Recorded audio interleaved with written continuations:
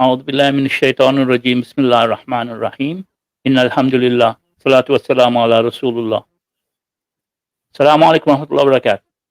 My dear brothers and sisters and viewers and listeners from everywhere, basically. You know that on this show we usually have different.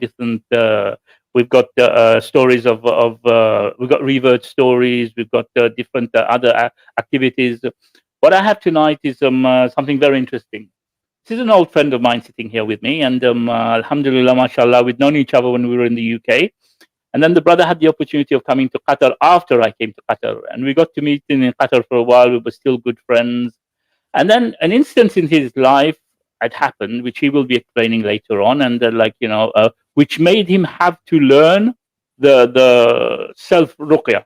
So what he's doing tonight is sharing this with us, self ruqya, according to the Quran and Sunnah. So I'd like to, without any further ado, I'd like to pass over to my dear friend Saeed Abdullah from London. And Saeed, assalamu alaikum wa rahmatullahi wa barakatuh. Alaikum salam wa rahmatullahi wa barakatuh, Jamal. How are you, brother? Okay. I'm fine. Good to see you again. Good to see you. Good to see you, and good to be able to interview you, and good to be able to use your skills, because I remember you actually came home to my house and performed what you about to explain.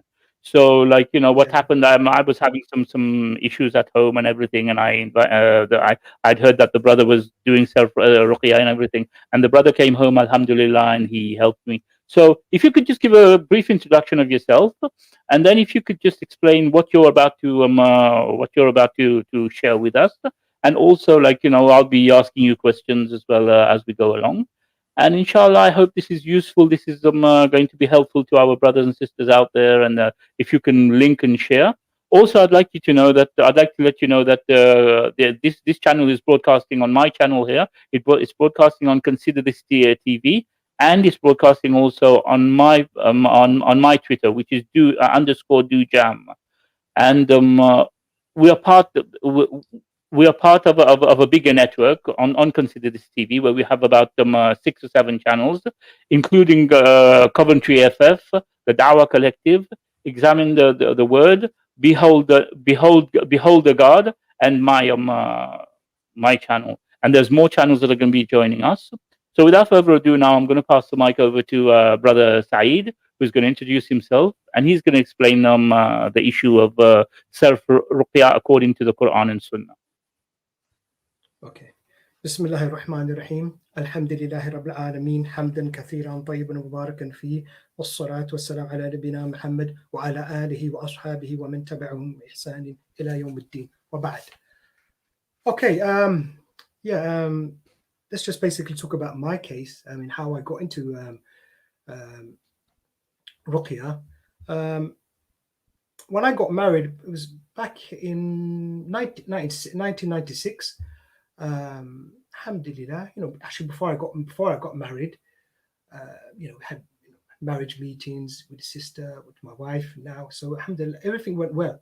Actually, it was wonderful. So I was very excited, obviously, to get married. But subhanAllah, on the day of the actual marriage, I remember when I went into the room to actually meet her and be with her, as a couple now, so after the nikah has been done, the contract has been done. So I went into that room, and as soon as I saw her, I had something sort of dark came over me, and I had this sort of immediate sort of anger and dislike of her. And I have to be honest, I was sort of shocked. I was gobsmacked. I said, "What happened there?" There I was, maybe 5 minutes ago, all excited about getting married, sitting with my friends, very excited.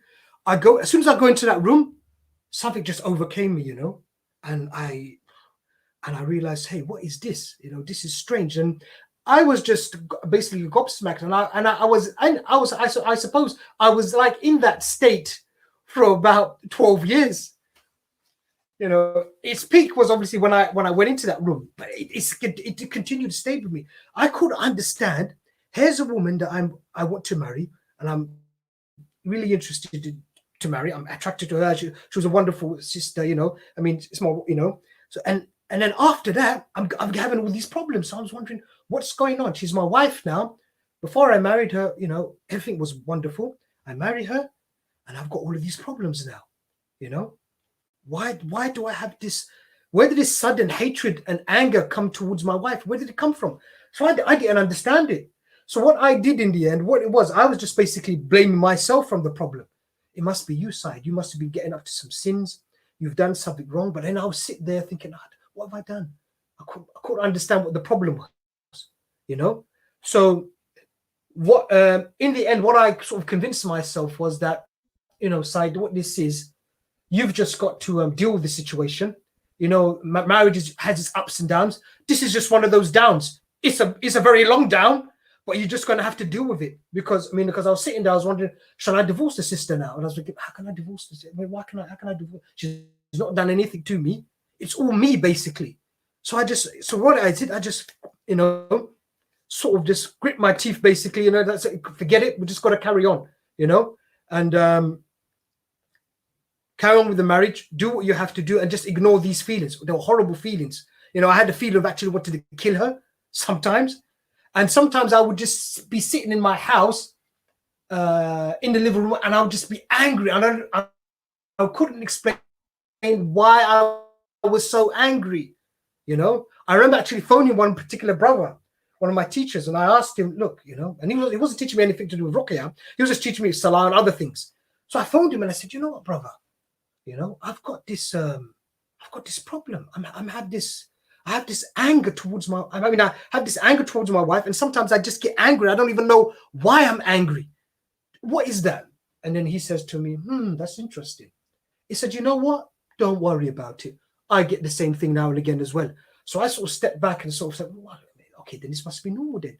Maybe this is what couples usually get. They're married couples. Maybe the shaitan is playing with us, you know, trying to cause a divorce. That's what this was all about. It's just the normal jinn that we all have, which everybody has, the person is there and trying to cause problems, you see. But afterwards, I realized when I got into the field, that brother probably had the same problems I had, you know, and I tried to explain to him, but I don't know, I'm not sure if he actually took the advice or not, you know. So what happened? So we just continued in marriage, obviously, because obviously I couldn't see the real reason for divorce. So I said, look, I just got to just deal with it. Sister's wonderful. I'm, how can I have a divorce over this? So I ignored the feelings. It wasn't her fault, basically. So you cannot just leave her. Right? Yeah, it wasn't her fault. Okay. It would have been. It would have been haram, like, you know, for you to leave her, kind of thing, like, you know. I think so. Yes. You know, I mean, I'm just trying to think. I think maybe during that time, I think there was some people saying, you just got a divorce side. That's it. That's life. So just get divorced and move on to another sister. I think I think maybe somebody did give me that advice, because they were saying, look, it's not good for you. How can you be angry towards a woman? You've sort of lost it for this sister. Before that, you were okay. Yeah, you had nothing wrong with her. She pleased you. Before the marriage, she had never done anything. She'd never said anything. She'd never done anything to displease you. Nothing. So, right. Oh, okay. Nothing. You know. So it was a big surprise. So then what is? I just carried on like that for about 12 years. You know, very difficult to deal with. I have to be honest. It was awful. You know, it was awful. You know, but I dealt with it for 12 years. And then there was one point, what happened was that this is when we moved to Luton, and I was in Luton, and I remember I had a little disagreement. It wasn't an argument. Now, this is the important point here. It wasn't an argument. I just had some disagreement with her. Oh, you should go to this shop to buy this thing from there, or go for this shop. Something trivial, something like that. And there was a little bit of disagreement there. You know, she said, no, you should do this. No, you know, I don't really want to do that. And when I was sort of disagreeing with her, I noticed that my arm was sort of shaking. And it's happened actually several times. It's happened previously several times. But this time I looked at it and I realized, this is just not normal. What is that? Every time I have a minor sort of it's happened to me several times. Every time I have some sort of disagreement with her, my left arm shakes a little bit. So I was saying, what is that? So what I did, I phoned my brother-in-law, her brother, wife's brother. I said, look, brother, this is Abdul Qadir. So I asked him, and he was the imam of the Luton Islamic Center. So I asked him, I said, look, what is that? What exactly is that problem? And he said to him, he just sort of said, you know what? He said, I want you to go to the shop, get some mineral water, nice clean water, open up a bottle, read ruqya in there. And he didn't tell me exactly what the intention was. Just I just want you to have the intention for ruqya. He didn't tell me. I just want to. He basically sort of said that I want to see what's wrong with you. I want to see how you react. So I want you to read these ayahs of Quran into the water. Fatiha. And he just told me it was simple. Maybe it was just Fatiha, Ayatul Kursi, and the last 3 kuls. Just read it. Just read those into the water. Once you've done that, I want you to drink some of it and then pour the rest of the water over yourself. And then get back to me. So I said, okay, I'll do that. So basically, I read on the water. I drank the water. I can't remember me feeling anything when I drank it. Actually, I don't really remember anything. I remember that actually. I remember when you came home to us as well. You told us to have bottles of water or whatever ready. Do you remember that? Yeah, we had bottles of water. Yeah, yeah. I was having some issues with the family, always shouting, always fighting, and everything. Yeah. My daughters were getting older, and they were in their teens, and they seemed disobedient, and we were just fighting a lot at home, basically. And then one day, Brother Saeed is still talking about when he was in the UK. I'm talking when he came back here again. So let's carry on with you being in the UK. But I'm just saying my situation that I started getting some strange things as well. And I remember the water thing. So carry on from the water. Yeah. There's an important point you just reminded me, which is good you asked that question. The water point is there. Look, you see, when I took the water there, from what I remember, I don't remember me having any reactions. So then I went and then I started bathing with the water, and then I got some reactions. Sometimes what can happen with the ruqya is that you can actually drink ruqya water and you can actually wash with it and you don't feel anything. It's only when you start reading it and then you start reading the Quran, then you start feeling something, you see. Many people or some people make the mistake that when they read on the water, and if they don't react to the water, doesn't cause any reactions in their body, they realize, oh, I haven't got anything. I'm free of sihr, I'm free of jinn possession. I must be fine. And then they just forget it, and that's a big mistake. They have to actually read the ruqya as well. You can't just leave it with drinking water and just bathing. Okay, that's just the point which I think is very important because some people get confused on that point. So okay, anyway, so I drank the water and then I went into the bath with that water. So subhanallah, it was amazing. When I went into that bath, I poured the water over myself. And you should have seen it was a massive. I started jerking. So my left side of my body started reacting like this, basically, like that. My leg was moving. I probably nearly fell on the floor, just like that. Big reactions. I said, what? When I remember pouring the water like that, and the leg is just shaking like that. So my arm and the leg is shaking. I said, what is that? I've never seen anything like that before. I have to be honest, I was scared. Scared. What is that? What is that? I got scared, you see, So I come out of there and said, as I come out of the bathroom, I'm a bit lightheaded. So I said to my wife, you know what? I've got something. I don't know what I've got, but there's something wrong with me. So I just sat down and I've called my brother-in-law, and he just said to me, you've got something. That's what he said to me. Start doing your ruqya. And he just left it like that for me. You see, he just left it like that for me. He helped me out with other things as well. But I mean, the main sort of diagnosis, he sort of wanted me just to do that part, and I think he just wanted me to learn that. He came back the next day, gave me some books, and told me to look. You do some research and basically learn yourself and do and carry on doing your ruqya. You see, and obviously when I had 1 or 2 questions, I would ask him, and and he would get back. You see, so once I did that, that's Saeed. Voice-wise, you're okay, but you're just lagging a little bit with the picture. Yeah, just so that you know. But voice-wise, I can hear you perfectly. We can hear you. Yeah. Just your picture is just lagging a little bit. Yeah. So anyway, carry on. Yeah, I know. We had that problem last time, didn't we? And I tried to solve it, brother, but it's just a bit difficult, It's your internet, so there's nothing we can do. But as long as people can understand you, as long as we can hear what you're saying, it's no problem. It's just you're lagging a little bit, but carry on anyway. Yeah, the main thing is as long as we can hear you, we can understand you. That's the main thing. That's the main thing. Right, that's the main thing. So what happened then, brother? I started getting into the field. It's like, look, I'm going to start reading more things about this because I've got to know what's exactly wrong with me, you know. And I would go around looking, studying materials, watching people do ruqya and that. And I wanted to know, actually, look, I want to know what exactly is wrong with me. I've got something, because I could. There's definitely something there, but I don't know what exactly it is. Is it a jinn? Okay, have I got ain? Have I got hasad? Have I got black magic? You know, have I got the sihr of divorce? Is this what this is? Is that what all those feelings were with regards to my wife? But I couldn't find anybody really giving me any good answers. You see, and not showing me how to actually do it. You know, I came across some brothers who were doing basically what they would do. They will use the certain eyes for sihr, and they'll read that on you, okay? And they'll read, and they'll see how you react. So there were some people already doing, many Iraqis, in fact, they're doing this already. They'll use these ayahs, and they will see how the person would react, basically. And that's basically what diagnosis is all about, you see. So then what I did, I looked at what they were doing, and I found that one or two of them, some of them were actually, they had sort of two intentions. They were actually, when they would read on somebody, because somebody would come to them in their office or in their mosque or whatever, and they'll complain about something. The person will say, and the Raqi will say, well, I don't know what's wrong with you. We don't know what's wrong with you. We're going to have to read ruqya to see what happens. Let's see how you react. So that's how you, I mean, so we know that the spiritual diseases, the ones which are unseen, the spiritual diseases, what are they basically? They're diseases that we can't see, okay, with the naked eye.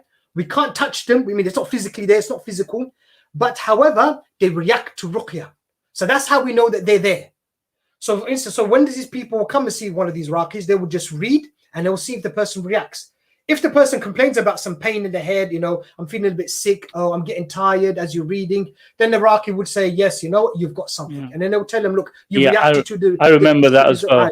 Yeah, you reacted to the sihr ayahs, basically. So what that is, you know. So basically, I just took what they were doing and some, I mean, some of them were doing, and I just maybe it made some little changes in the sense that I would just focus, not so much have the intention of curing and diagnosing at the same time. I just sort of focused on diagnosing more. You see, other people maybe they would have more of an intention, maybe doing some treatment as well. But I thought, what's the point of doing treatment? We don't even know what the person's got already. So how can I really be asking Allah to cure the person in reality? Right. But I don't even know what they've got until they start reacting, you see. So I thought really it's better obviously let's just read on them, see how they react. And once we know that there's something there, then we can start asking Allah for actually to cure them, you see. You know, so that's what I sort of looked into that, did some more research. And when I looked into all of these things, after 3 years of basically 2 to 3 years after, I can't remember now actually, because of the sometimes I have to be honest, some of my memory is gone as well. I mean, affected by all this thing, you know. It was about 2 to 3 years after having that bath with water, and I know there was something wrong with me. I actually did a diagnosis myself. Hey, you know what? I've learned enough now. Let me see what's wrong with me actually. So then what I did, I got read Surah Falaq, came to the ayah which is to do with sihr, وَمِن شَرِّ النَّفَّاثَاتِ فِي الْعُقَدِ, and I kept on repeating that. And I would just basically see how I would reacting. And then I started reacting it was quite bad. I was correcting them quite badly. Then I sort of stopped and realized, hey, you know, it's clear I've got sihr. That's what that is. Then I did ayn. For those who don't understand what sihr is, we explain sihr is magic. It's yeah, black magic. Black sorry, magic. Yeah, black magic. Yes. So I realized for those who understand only the English term, you know, they might not be familiar to the Arabic term. So if you look at it, whenever you mention a term which is in Arabic, if you can explain it in English. Yeah, I'll do that, inshallah. Yeah. So then I did so it's clear that I had black magic. So then I did another one. Okay, let me see if I've got the evil eye, the ayn, you know, let me see if I've got evil eye. And I did that, and I started reacting to that quite badly as well. I was like, I've got evil eye as well. Then I did something else, which was then I did hasad to see if I've got hasad, and then I reacted to that. Hasad, which is the evil eye of envy now. So it's the evil eye, similar, but this is the evil eye of envy. So I had the envy. So somebody was envious of me, and they gave me the evil eye of envy as well. So I had the evil eye of what you call the evil eye of amazement, and I had the evil eye of envy. So I had both types of evil eye. Okay, and then I checked myself for jinn possession, and I had jinn possession. So subhanallah. So you had the works then, yeah? I had the works. You know. You had the works. You know, I had the works. I had the works. It was awful, you know. So I had the works. So, and that's what was causing all of those problems, you see. When you're possessed with these demons, okay, when you're possessed with the jinn, or what the English and Christians call the demons, when you have that, it's inside you. So it's reading your mind. It knows what you're doing. It knows what your weaknesses are. So it actually whispers to you, and as if you're talking to yourself sometimes, but it's the devil inside you playing around with you. So it would actually, and it can actually generate feelings inside you. So that generation of anger inside me sometimes would like to, why am I getting this anger feeling from? That was there obviously too, so I could actually maybe start fighting with my wife and having just divorce her maybe, So it was doing these things. It was generating these feelings inside me. You see, anger and other feelings. So that was basically my first part into so I diagnosed those 3 conditions. Okay, after, let's cut a long story short, after I started doing ruqya, learning more, and then when I finally got cured from jinn possession and sihr, so I got jinn possession and sihr, I got cured from that, and how I got cured from that was basically I did another sort of diagnosis on myself, and I found out where this thing was sitting, some around my heart area. I did basically cupping, hijama, blood cup, and bloodletting, or we call it hijama cupping. And I found out where it was by using diagnosis, and I removed the magic and the devil and the demon like that. And once I did that, I felt relief. And then I did the same thing with the evil eye. I found out where that was around in my body, and I put a hijama cup. Then I removed that way as well. Having done that. Yeah. Is that a way of removing eyes and everything with hijama? Is hijama a solution as well? It's the best way. It's the best way of dealing with it. I'll talk about that when we get to the other part. Yeah. The best treatment I've seen for this is when you do ruqya and hijama at the same time. Right. So you read your incantation and you read incantation and then you do cupping at the same time, ruqya. So you do both those ruqya and hijama at the same time, and then that is the best treatment I've seen. That's how I got cured. You see, so what is basically combined. People, what they do, they seem to separate them. They do ruqya separately, and then they do hijama separately. What I do is put them both together, so they're both working together at the same time. Right. Much more benefit in dealing with the spiritual diseases. You see, much more benefit. Yeah. So. What happened when I got rid of the jinn and I got rid of the sihr, the magic? So the demon's gone. But what happened to me? I sort of felt, I said, you know what? I'm not feeling 100%. This demon is gone. I would say I was feeling 50% better. But I say, you know what? I'm still feeling strange. But I was thinking, look, I'm cured from black magic and I'm cured from the jinn. So what exactly is causing this problem for me? So I'm still having these sort of feelings. I've got some sort of feelings there. To cut a long story short, I realized after dealing with other patients who are dealing with OCD, I would check those patients for jinn possession, but they didn't have jinn possession, but they're still complaining of something. I would send them to the doctors and say, look, you haven't got any spiritual disease because I've checked you for magic. I've checked you for evil eye. I've checked you for jinn possession. You don't have any of those things, so you have to go to the doctor now. So please go to the doctor. I had 2 patients who were doing that regularly, going to the doctors. Look, side, the doctors don't know what's wrong with us. You don't know what's wrong with us. What's going on here? So I said, you know what? I don't know, So I was thinking, no, could it be that these people have got something which is, and I was just looking at my case as well, because I was sort of complaining about things as well. I'm sort of complaining about what they're complaining about as well. So I was wondering, have we got something which people don't know about? So I did some research, did a lot of research, and I was looking at what they call in Arabic waswas qahri, waswas, which is like intense whisperings, like something like OCD, basically like something like which is like described like as OCD. That's what it is basically, So then I was wondering, okay, if we've got some other spiritual disease which maybe I'm not reading, because when I was reading, remember I'm making the intention very specific. I'm asking Allah to show if the person's got magic, no reactions. I ask Allah to show us if the person's got jinn possession, no reactions. I ask Allah to show us if the person's got evil eye, no reaction. So then the person, so I said, okay. So I changed the intention. So let's read with the intention. There's anything else there which I haven't checked. So I'm asking Allah to attack any spiritual disease which is there, which I don't know about. And they start reacting. And I was a bit surprised. I said, whoa, they're reacting. There's something there. Okay, it's something there, spiritual disease, but it's not magic. It's not jinn possession. And it's not the evil eye, but it's something there. Then I was wondering, okay, wait a minute. Do you think, if I've got that same thing as well, whatever it is? So I read on myself as well, and I realized, hey, you know what? I've got that same thing. This is the thing maybe I was complaining about as well. You know, to cut a long story short, what it is what I call waswas conditioning. So basically, what it is, when you get one of these demons going inside you, because it's basically telling you the same thing over and over and over again, it basically psychologically conditions you. Fight with your wife, fight with your wife, fight with your wife. You know, it's generating these feelings, generating these whispers in your head. So then in the end, even if you remove the jinn, it's left a lot of damage behind, psychological damage behind. And that's what we were reacting to, you see. So after I dealt with that, and then I also did the same thing with that hijama, and I actually removed that as well. That came out of my body as well, alhamdulillah. That's when I felt cured, you know. So there's a lot of people actually who are suffering from that type of that illness, which I call the full spiritual disease.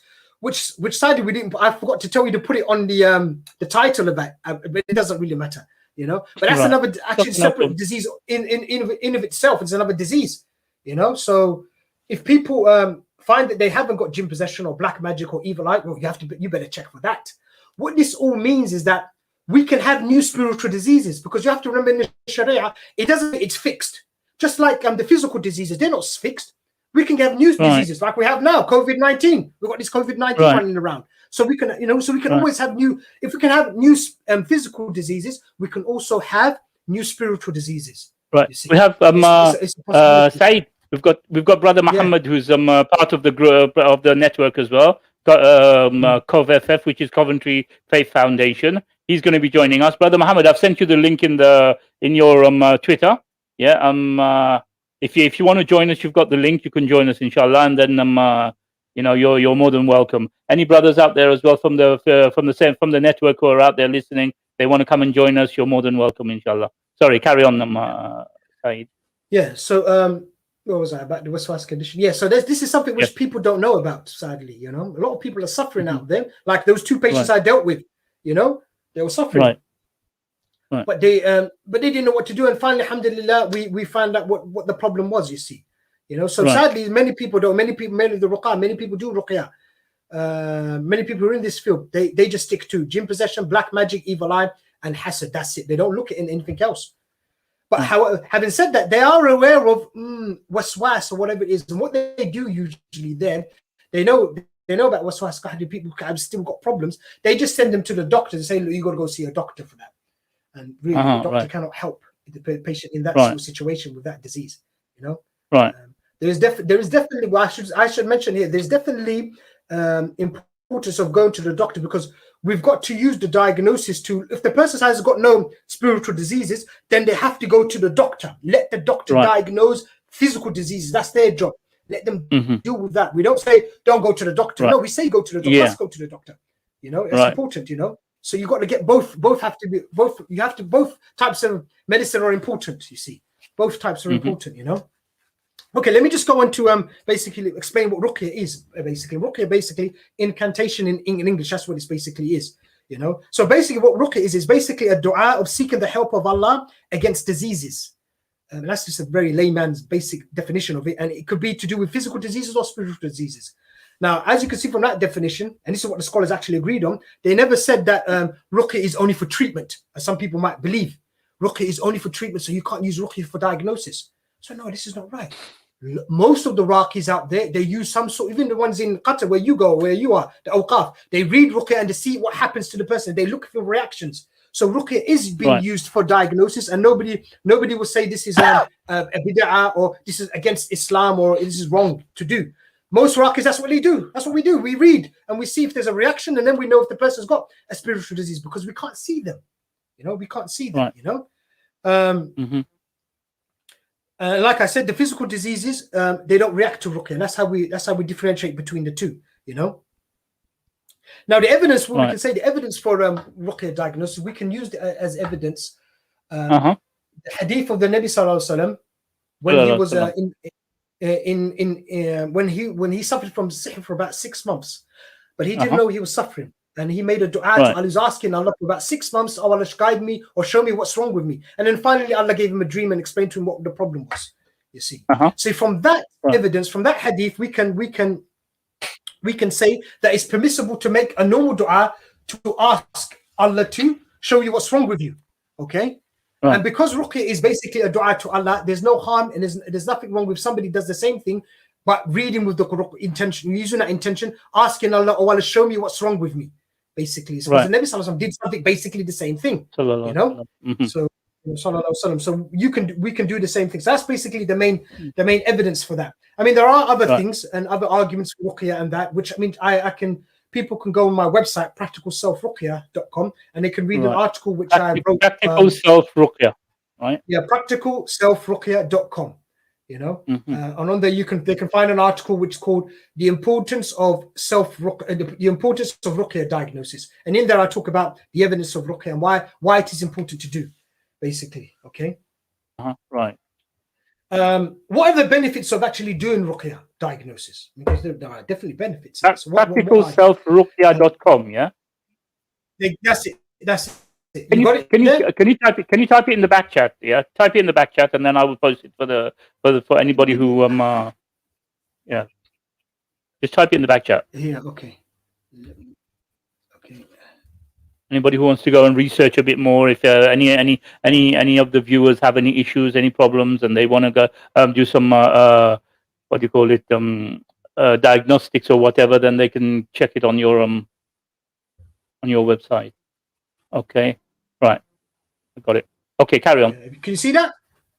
Yeah, I got it. Carry on. Yeah. Okay. So I'm going to post. I'm going to post it on the comments for the right. On the talk. Okay, fantastic. Okay, so what are the benefits for diagnosis? Why is it important to know what you've got? Okay. Well, number one, the first thing is that it stops people falling into shirk, or it stops people associating partners with God, basically. Right. You know. Muhammad, the link is out there. Yeah. If you can't reach it in your social media, I've just posted the link on the comments there. Muhammad from CovFF, our colleague on this network as well, with a pleasure will join us, inshallah. Okay. There he is. Alhamdulillah. Assalamu alaikum wa rahmatullahi wa barakatuh. How are you, brother? Alaikum salam. You got me off guard. I was having my miswak in my mouth and stuff. Good, alhamdulillah. A sunnah. You're practicing a sunnah, alhamdulillah. Alhamdulillah. Barakallah fikum. Very beautiful topic, mashallah. Very interesting. Yes, alhamdulillah. Alhamdulillah. I'm not going to interrupt. Saeed, I introduce you to brother Muhammad, who's from Coventry.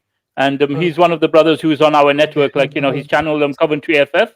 And alhamdulillah, we've been doing some very good work together. He's always all the time online. And like, you can subscribe to his channel. You'll find a lot of da'wah going on. Please make dua for him as well. He's a very good brother, and he's very much involved in the work, inshallah. I'd just like to thank Brother Jamal for sending me the mug all the way from Qatar, mashallah. Barakallah. Actually, no, it was posted. It was shipped from Spain. Oh, I just do the artwork on there. You see, I do the artwork. Yeah. Mashallah. Akhi, I just got a question. I think sometimes people can get mistaken for postnatal depression, especially when it comes to our sisters and our wives, and they can mistaken that for jinn possession. Have you ever come across anything like that? Do you understand what I mean by postnatal depression? Yeah, I understand postnatal depression. Yeah, I've come across. Maybe not specifically postnatal depression, but I've come across other situations where a person is very depressed and they don't know what's exactly wrong with them. Okay, and then what I say to them: look, the only way we're going to find out what's wrong with you is by doing ruqya diagnosis. That's how you find out. And once you find out that you haven't got that, then what they should do, they need to go to the doctors and then speak to the psychiatrist. And you might find that there is something wrong with you might find that there's actually something wrong with the workings of the brain. You might find that they're deficient some minerals, magnesium, vitamin D. You might find that there's something wrong. You see, even with the nerves or something like that. You see, that's why it's important to do the diagnosis. There are brothers who are doing that. So you've got people who have got like that, who have postnatal depression. They don't know what's wrong with them. They don't know if that's, just keep doing ruqya, but they need to know what's wrong. Because if it's not a disease, go to the doctors to get some help. So what they just tell them to do is keep doing ruqya. As I found when I was I don't know if I should divorce my wife or not divorce my wife. I can't just keep doing ruqya all the time. I want to know what's wrong with me. You know, is this a natural feeling that I have for my wife that maybe suddenly I just don't like her anymore? And okay, you know, or what is it? Is it me, or is it something else more sinister? You know, but some brothers, sadly, they don't do it. They just keep reading, just keep reading. You know, and when you're in that sort of situation, you sort of think this can't be the right way of doing it. And that's why, alhamdulillah, by the mercy of Allah, I got to know some other brothers, and then I found out about ruqya diagnosis. You see, you know, so alhamdulillah, you know. So let me just go back to the point where I was saying why it's important. It's just basically going to answer that question, which you will answer that question. We'll come to answering that question. Yeah, and later on, Saeed will also explain some of the cases that he had, you know, how he cured them. And when he came here as well, when he was in Qatar as well, I knew he had quite a bit of demand. When he was here, people were calling him and everything, and he was going around. So he will maybe explain to us a few of the cases that he had here, and you know how it took place, kind of thing. Yeah. Carry on anyway. Sorry. So let me go back to the what's the benefits of the ruqya diagnosis? Well, the first benefit is it closes the door towards seeking the help from the jinn, the demons. It closes that door and speaking to them, because what you find is many people when they've got jinn possession and that sometimes the jinn will start speaking, and then people sadly they start talking to the jinn and asking them, look, what's wrong with this person? Has he got black magic? Who's done the black magic? Has this person got evil eye? And sometimes the jinn will answer, sometimes the jinn will be lying, sometimes the jinn will be telling the truth, you know. But we can't be seeking the help from the jinn. It's major shirk, actually. You see, it takes you outside the fold of Islam if you start asking the jinns certain questions, you know, and you start seeking their help. We can't do that. So that's one of the benefits of the ruqya diagnosis, that you close that door and you don't end up talking to jinn, because sadly many people, they do end up talking to jinn, you see, to find out what their problem is. Sometimes they might not. So you might find that somebody might have the problem they have, and what they do, they go to some sort of what they call like a soothsayer or a fortune teller or whatever. They go to some sort of what they call peer person or whatever, you know, basically a fake sheikh, basically, and they will go to him, and then he will talk to some jinn, and then the person will ask some questions, and they will give them some answers through the jinn, you see, and that's sort of just all shirk, and we're going to keep away from that. So that's one of the first benefits of this ruqya diagnosis. You close the door to that. You just ask Allah, you get all your answers. By the rahmah of Allah, I didn't have to go to anybody to ask any questions about what's wrong with me. I found out all the answers by just reading the ruqya myself, you know. And I actually did find out in the end that I was suffering from the sihr of divorce. I just basically what you do with that. You just basically tweak. Said, you seem to be lagging a bit. You seem to be lagging a bit. I don't know what's happening. Maybe your internet. I don't know. You're cutting out a bit. Yeah. Yeah, it's internet. Yeah. But carry on. Even the maybe I need to speak a bit slowly. So I speak a bit slowly. No. Your voice as well is lagging. Maybe it's your internet connection. I don't know. Yeah. Do you find that as well, Muhammad? That he's lagging. Yeah. Yeah, he's lagging a bit. Okay, we'll carry on anyway. So Okay, I hope Allah helps us with this. Allah Ta'ala helps us with this. Okay, so it closes the door basically for talking to the jinn. And I like I said, I found out that I actually was suffering from black magic magic of separation, to separate from my wife, basically. So I didn't just have magic, black magic. I had black magic to separate me from my wife. Had black magic to cause me problems from going to work. Had black magic to actually kill my wife. So this thing was, when I worked it all out, it was about 17 different things this jinn had been sent to do, to make me to do, you see. So alhamdulillah, Allah cured me from that, you see. Okay, the next thing, another reason why it's important to know what you've got, it clarifies, as the brother was asking about postnatal depression, you find out what exactly is your problem. Is the problem that the person is suffering from? So some people suffer from cancer. And some cancers are actually from Ain, the evil eye, and can be from jinn possession. Is this cancer from something else, or is it from the spiritual diseases? You see, the only way you're going to find that out is by doing a ruqya diagnosis. You see, some people, like we said, some people have this type of depression, postnatal depression. What is causing that? Is it the jinn inside the person causing these problems, or is it something which is basically because of the circumstance of the person, that's what's actually causing it. It's just a natural sort of, because the way their body is and the way their lifestyle is and and in a way the people around them, the environment, that's what's actually caused the postnatal depression. Not actually, it's not going to have to do with jinn possession, you see. And that's very important to know that, because we can't just say everything is jinn possession. It's not everything is jinn possession, you see. Having said that, I have to say that there is a lot out there, because many people, I remember even hearing some sheikhs on YouTube saying that maybe 90% of the cases are not to do with jinn possession.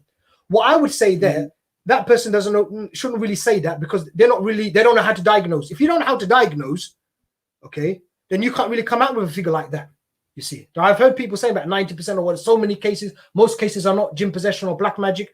Well, how do you know that? Do you know how to diagnose? No, then you can't really say so. It's just like me saying that most of the cases of whatever's happening out there is to do with vitamin D deficiency. Oh, do you know how to diagnose the vitamin D deficiency side? No. And how can I say such a statement? You see, only doctors can really say something like that. So the people who are really in the field, they're the ones who can tell you what that is. And what you find when you're in there, you find there are a lot of people got a lot of problems, Akhi. We have to remember there's a hadith, and Nabi Sallallahu Alaihi Wasallam said, most of my ummah, after the qadr of Allah, they will die from the ayn.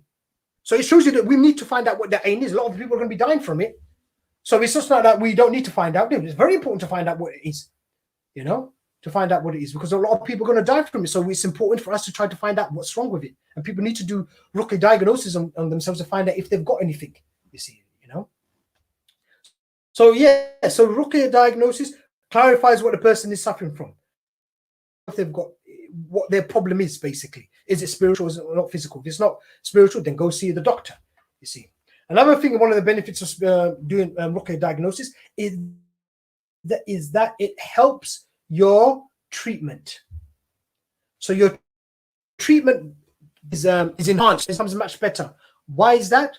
For instance, when you know that you've got black magic, one of the cures for black magic is to actually search for the amulet or the ta'weed, which they say, the thing which the sihr has been tied to or binded to, you see. It is important to try to find that. Once you find that and you break it up and you destroy it, that's one of the ways of getting the cure. And that's how the Nabi Sallallahu Alaihi Wasallam got his cure from sihr, finding that thing. So once you know that you've got black magic, say, oh, I've got black magic, I can go start searching for that thing, and you find that a lot of the times it's basically in the person's house or in their back garden, you see. They can go search for that. Once the person knows that they've got can I just ask you a question? Can I ask you a question there? Can I ask you a question? What if you don't find it? What if you don't find it? Then what is it you can do? You can read the ruqya, because I knew where my one was, and there's a way of doing actually ruqya diagnosis. If you go onto my website, you find that there's a way of actually doing ruqya diagnosis to find out where this thing is. Right. Okay. So you can actually do ruqya. You can actually do that, and you can find out where it is. I did that diagnosis, and I found that my thing was in London somewhere, but this was while I was in Doha, but I couldn't get to it. I knew where it was. Right. I reacted to a certain area, but I couldn't in London, but I couldn't get to it because I was in Doha. So what I did there, I just did you know who done it to you? Did you find out who had done it? Yes, you could. Yes, I knew who did it on me as well. I mean, I had dreams as well, but also you can read ruqya diagnosis to find out how it is, who's done it on you. Giving a quick example, because that's we're going into advanced ruqya now. But for instance, look, if I say "A'udhu billahi min sihr," so in Arabic, oh Allah, I seek refuge from sihr. Oh, "A'udhu billahi min sihr, a'udhu billahi min sihr." You keep reading that. That's ruqya. You start reacting. Well, you've got sihr. That shows you that I've got sihr. Okay, a'udhu billahi min sihr, a'udhu billahi min sihr. I've got sihr. Well, what if you just add a name in there? Say a'udhu billahi min sihr Ismail, a'udhu billahi min sihr Ismail, and you keep reading that, and you start reacting. Then you got sihr from Ismail.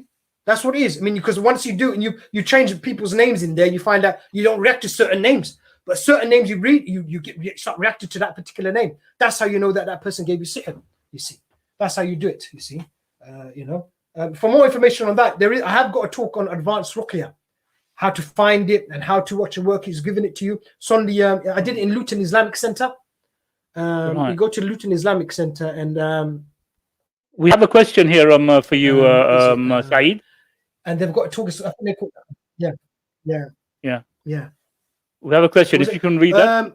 What you think? Yeah, let me see. What you think about YouTube videos with someone acting like animal? Example, act like dog, cat, and they say he have jinn.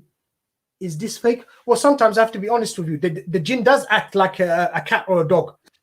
So you find that when you're reading ruqya on it, and the person the jinn manifests itself, starts making noises, growling like an animal. So it can happen.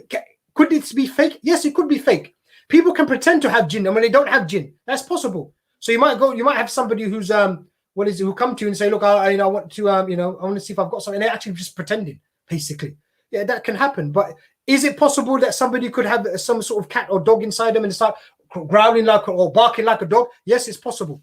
This is possible. You see, you can have somebody making those sort of yeah. So not all of it is fake. So some of it probably is, and some of it may be genuine. You see, yeah.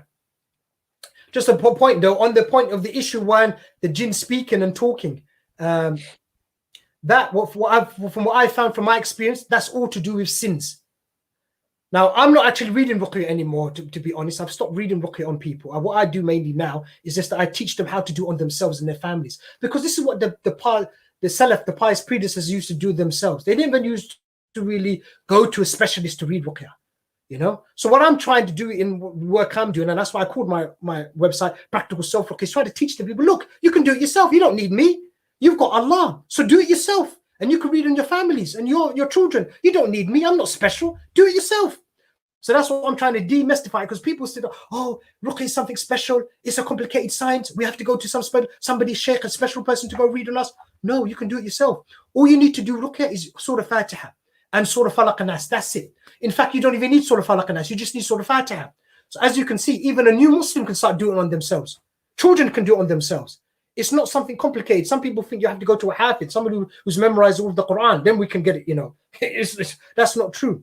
You see, anybody can do ruqya on themselves, you see, So yeah, I think self ruqya is different, if where you can do it on yourself, to a case where somebody else has got it, then they will go to somebody else. But when you want to diagnose yourself what you have, if you have any problems, then yeah, you can do it. There are du'as that you need to read, like I think Saeed can go more into it to explain to us what we need to do in cases like this, to what we need to read, like you mentioned about blowing in reading du'a in a bottle of water, and then I remember when you came to our house, you gave us the water, we had to rub it on our faces, on our hands and everything. So yeah.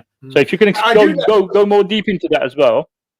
Yeah, because the reason I use the water, and some people don't use the water, but the reason I use it enhances the reactions. That's what I've noticed. You see, when you have that sort of ruqya water beforehand, because I made some from my own experience, when you have that ruqya, you drink that water and you wash with it and you do that, then when you read ruqya on the person, you find that they get stronger reactions. Right. Much stronger reactions. Sometimes initially the person doesn't even react. So you give them ruqya water to drink. I give them ruqya water to put on their face and their hands. There's no reaction whatsoever. Yeah. When you get stronger reactions, you see, because of that, because they've had that initial water.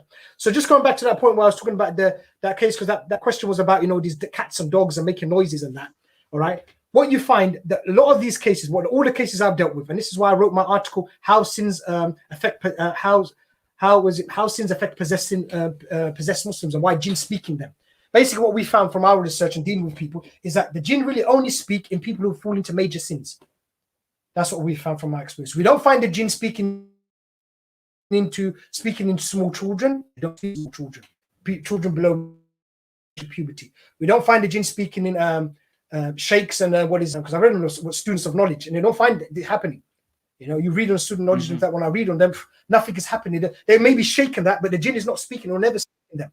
You see, right. So when you've got those sins, then the jinn doesn't have the power to take over you and control you and start speaking, and causing problems. You see, they can't do that. They won't do that. The only time it can happen is that when the person is asleep, and that's because when the soul of the person has left the body, you find that sometimes the person in their sleep, they might start punching themselves, or you find that a child might start talking, and sleepwalking, and that's because the jinn is left behind.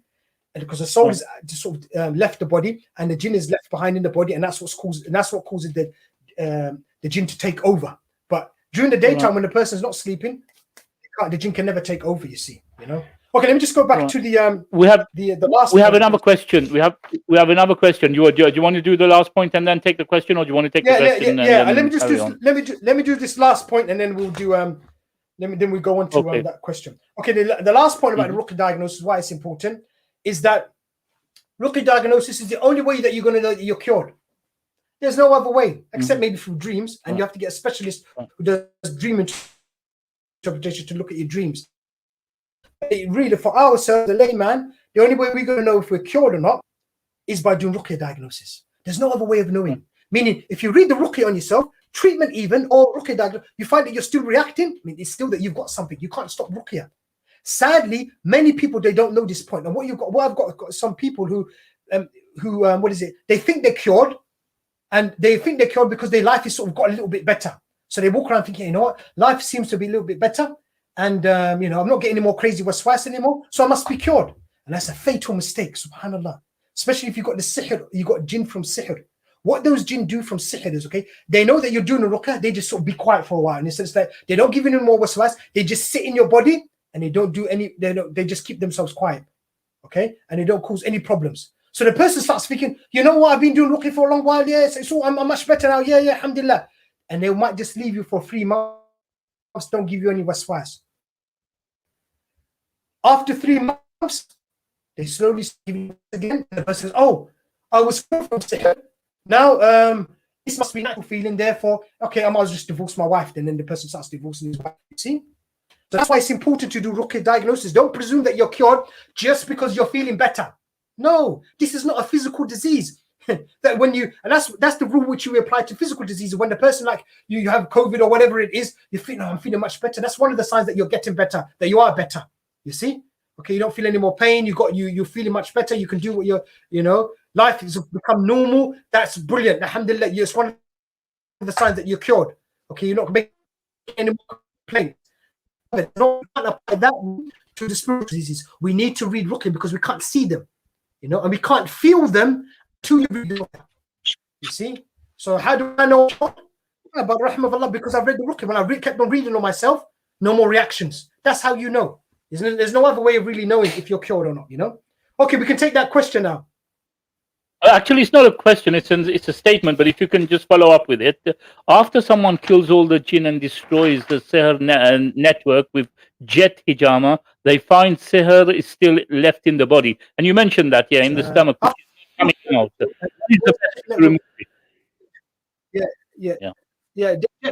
Jet hijama has been jinn extraction techniques. Hijama, which we use to do what's his name, to remove the jinn. Okay, so after someone kills all the jinn and destroys the sihr network with jet hijama, okay, alhamdulillah, yes, they find sihr is left inside the stomach, which is not coming out. What is the best way to remove it? Thank you.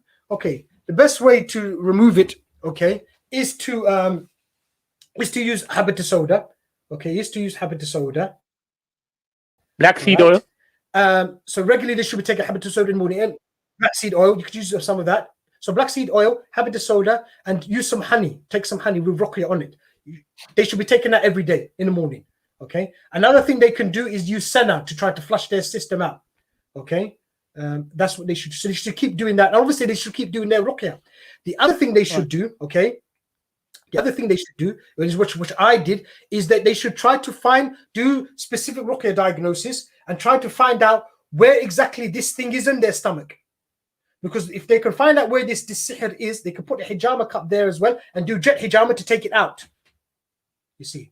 So that's what that person should do. They should do specific ruqya diagnosis to find out where this sihr is sitting. Because it might be sitting, you might think that it's I'm presuming that the person has done ruqya diagnosis to find that they've got sihr in their stomach. That's what I'm presuming from the question.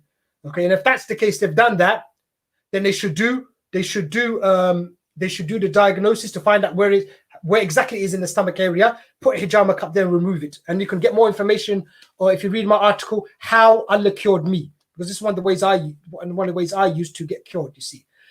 If they haven't done the diagnosis to find out the thing is in their stomach, the sihr is in their stomach, then they need to do that diagnosis. They need to actually find out, okay, read the ruqya diagnosis, have you got sihr in your stomach or not? Because what it is, you can't just presume that the sihr is in your stomach, you have to do ruqya diagnosis. You can't just go back, oh, I got pain in my stomach, so it must be the sihr is in my stomach. No. Somebody could read ruqya on themselves and they get a headache.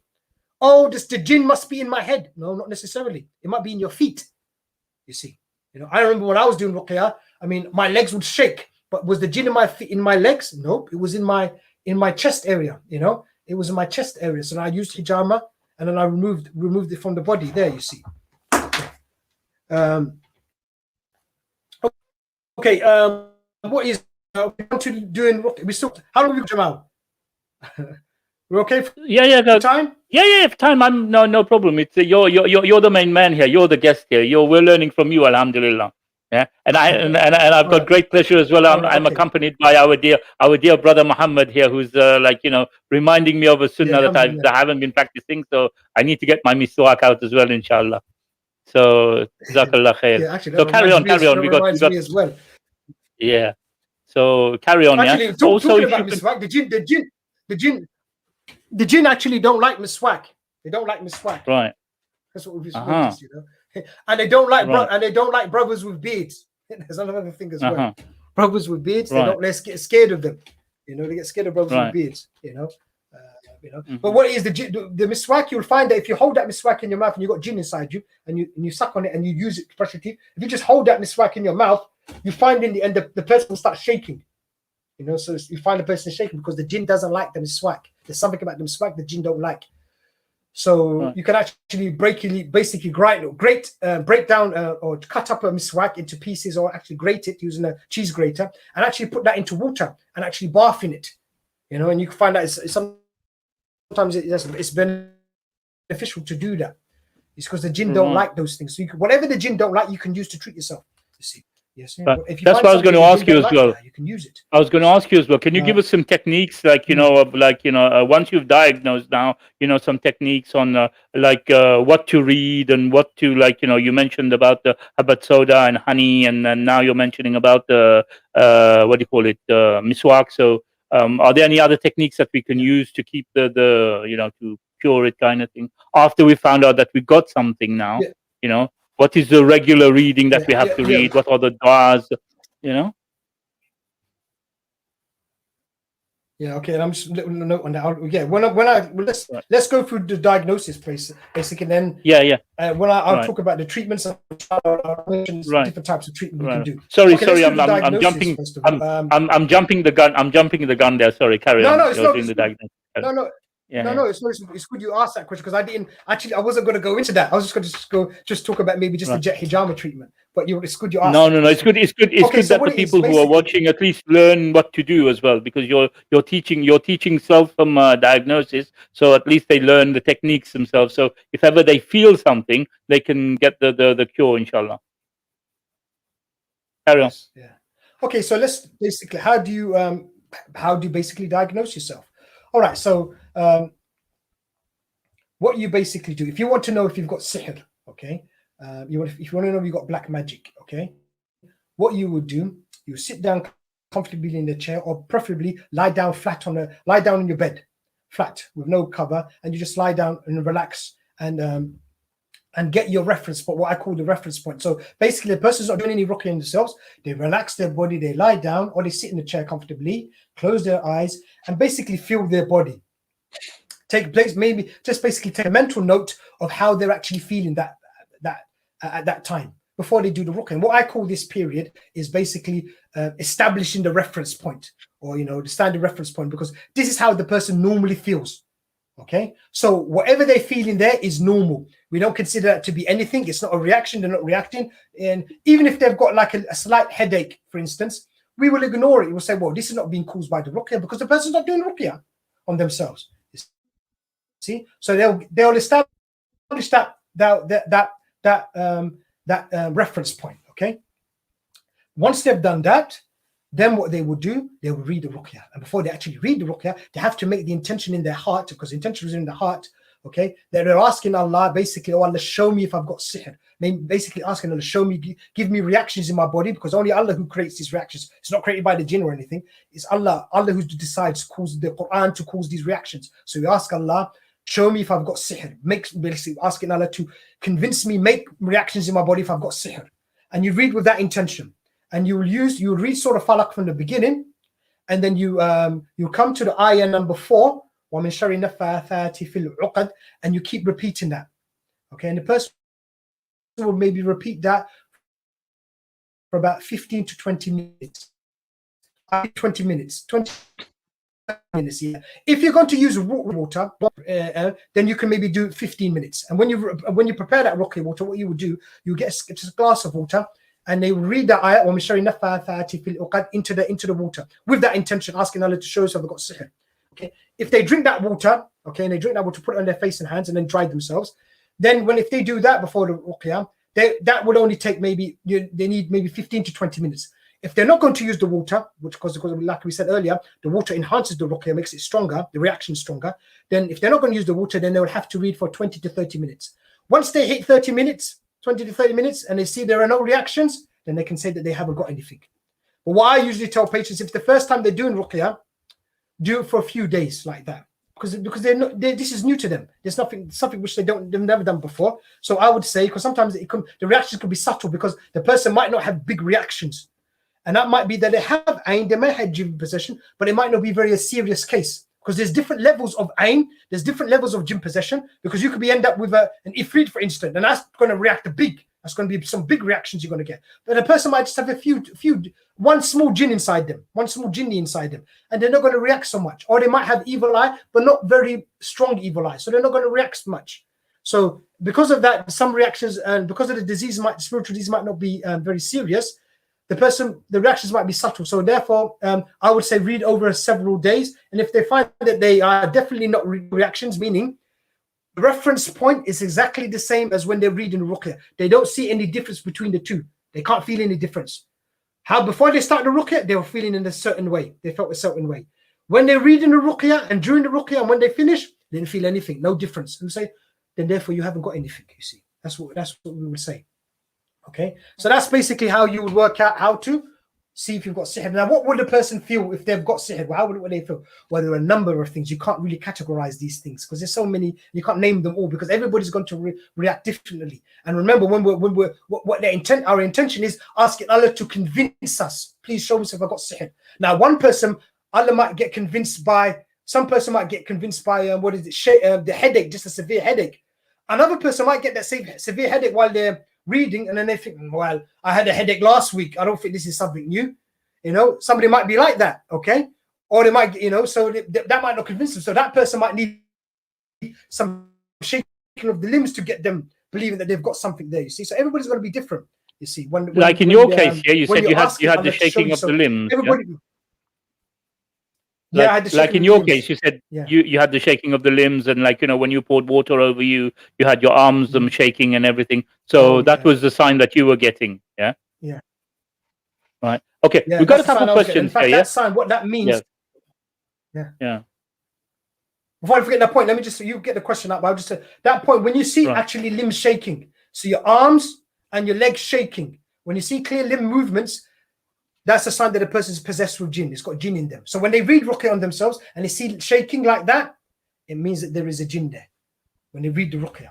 In fact, sometimes what I do with patients, I tell them, or when I used to read on people regularly, I would just read for sihr. I'm not even reading for jinn possession. I'm just reading. I want to show us if there's any sihr there.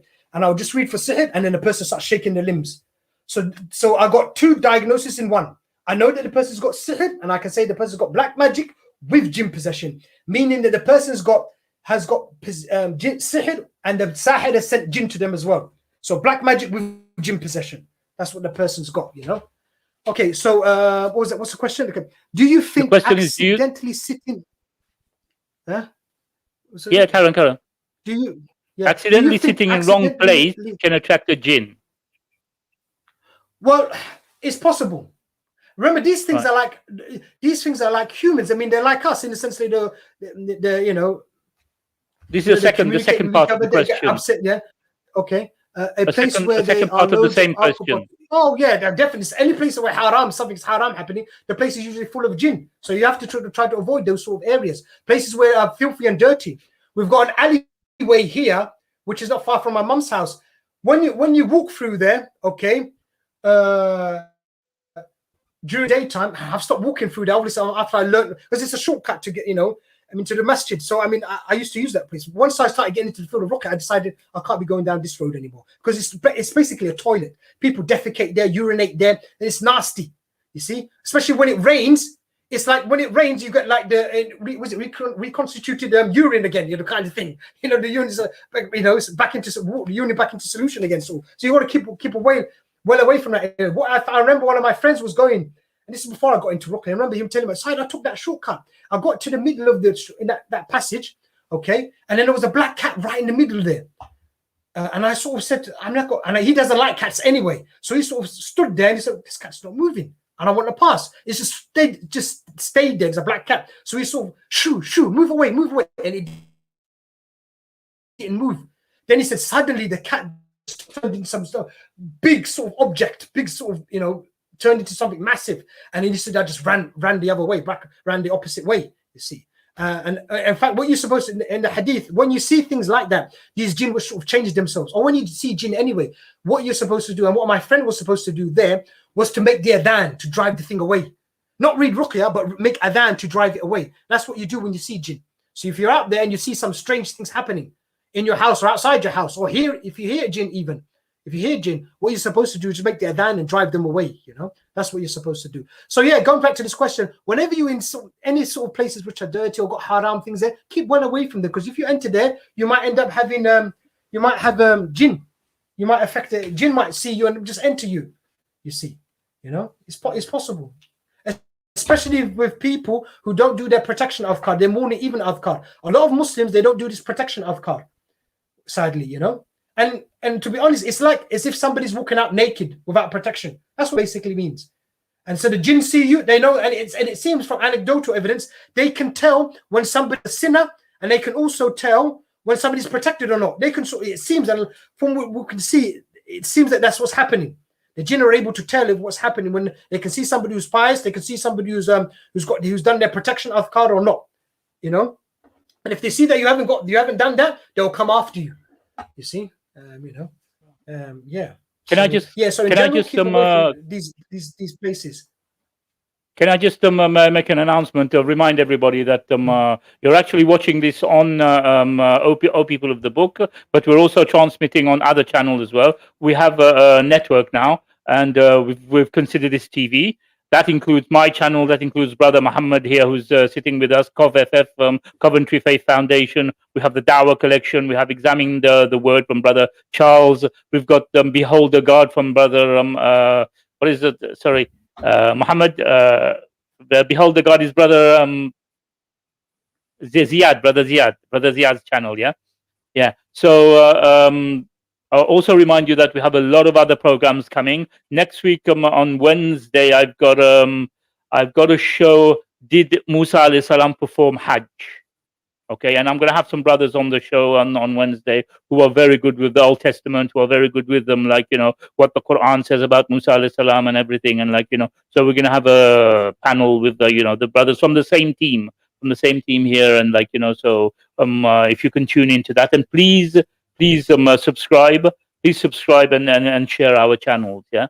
Brother Muhammad is always online. Every time you just suddenly turn on your YouTube, you see Brother Muhammad interviewing somebody, or like, you know, some sort of da'wah as well. So make dua for him as well, that Allah gives him a lot of success in his work that he's doing, you know. And also for Brother Saeed, for what he's teaching us as well, make dua for him as well, that he's taken his time to come and share his experience with us, and we learn something from this. So, anyway, go ahead, brother. Sorry, I had to come in with an announcement. Okay, so no problem, Akhi.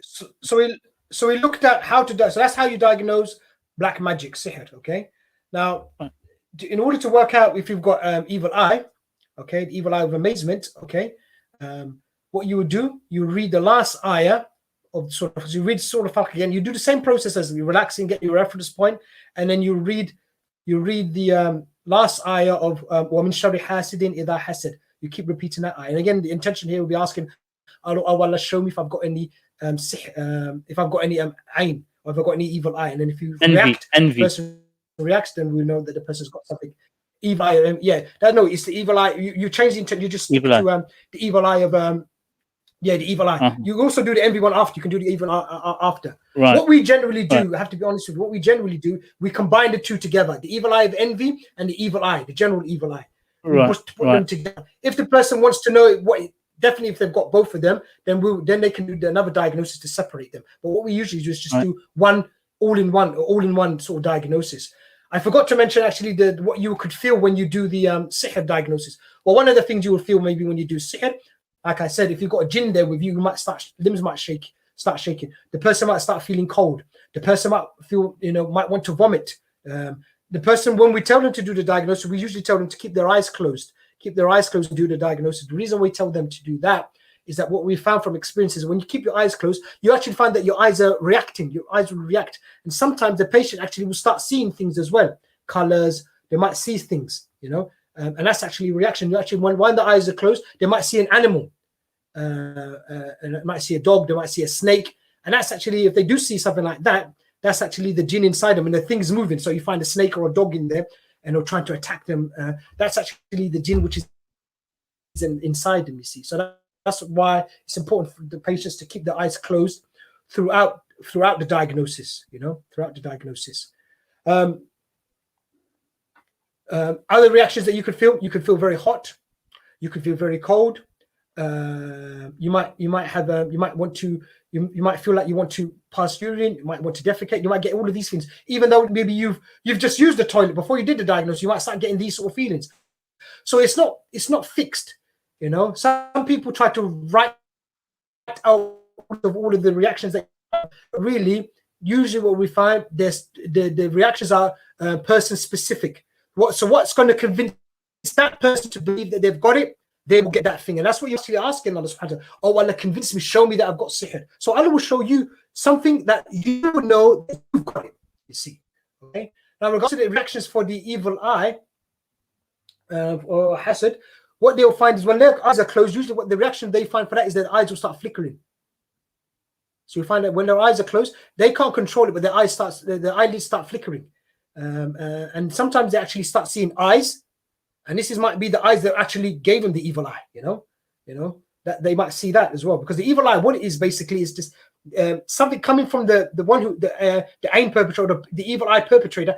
It's some beams or some energy coming from their eyes and hitting the victim, you see, like some sort of projector or whatever, you see. That's what it basically is. I remember one sheikh actually, this is one raqi, and he said that he had one of his patients open the front door, and there was a woman outside the door who was known to give the evil eye to people. And there were people out there who are known to give evil eye. The patient said she opened the door and she sees that person there, and it was like as if they had headlights of a car there. And it's like, beamed at the person.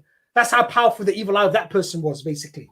And some of the scholars actually said that if they find people who have deliberately given people evil eye, that such people should actually be locked up, because it's quite an evil thing to do. There are people who actually can do it. They can look at things and give them and generate the evil eye and give people the evil eye.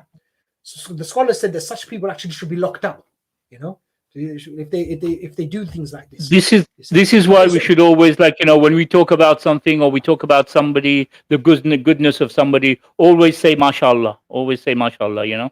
Then at least it keeps the evil eye away, that envy away, and everything. So Yeah, actually, the best thing to say, rather than, some scholars do say mashallah, but it would be better to actually say barakallahu alayk, say give the person barakah, the barakah, use barakah. So, use barakah, and that's what that's best, because the hadith that does say why don't you say blessings, when you see something which amazes you, you should say blessings, and this would ward off the evil eye, So the other reactions for the evil eye are similar to the magic, black magic. You might find limb movements. So we could say the person's got evil eye with jinn possession. They might feel hot. They might feel cold.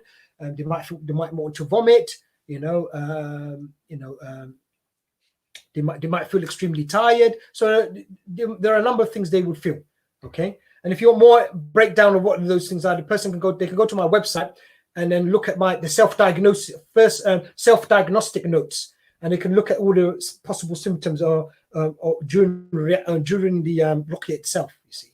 Okay, so that's basically evil eye and black magic. The next one will be jinn possession. What you use for that one, you will use Surah Nas, and you come to the last ayah in Surah Nas, min al-jinnati wan-nas, and you keep repeating that. You keep repeating that ayah. And what we find is sometimes a person, when they repeat that last ayah, min al-jinn, when they come to jinnati, when holding that jinnati, holding that for 2 seconds, they find that they start reacting. So they say mina jinnati, and they start reacting more when they say that word jinn, and sometimes you'll have people to have limb movements. Again, it's the same sort of reaction. You find a lot of them are similar, you find. But then one of the main things for jinn possession will be the shaking. Okay, the person again will feel maybe hot, feel cold. Okay, they might feel something rushing through their body, and that might be actually the jinn rushing through their body. They might feel that as well. You see, the last one is that basically that fourth spiritual disease which we talked about is the waswas conditioning. And in order to know if you've got that, which is basically the OCD, when you find that the other person, when the persons find that they're negative for the first three, they read this one, and what you use for that will be from what I remember, was eye number 3 and eye number 3 and 4. So you read Surah Nas, A'udhu billahi minash shaitanir rajim, Bismillahir Rahmanir Rahim, Qul a'udhu bi rabbin nas, malikin nas, ilahin nas, min sharril waswasil khannas. So they use that ayah, min sharril waswasil khannas, and they also use this next ayah, alladhi yuwaswisu fi sudurin nas. They use that ayah as well. Those two ayahs, they use those two ayahs to see if they've got this OCD, basically. And if they start reacting to that, then what we found for that one again is the eyes. I remember when I was doing that diagnosis, the only reaction I actually did get was my eyes flickering. That's all it was. It was nothing else. I didn't really feel anything else. It's just the eyes flickering. Other people get other reactions, but for me, it was the eyes flickering. That's how I knew I had that. And that shows you the importance of keeping your eyes closed while you actually do the diagnosis. You see, So that's basically that's how you do basically diagnosis. Do you have any questions on that point before we move on?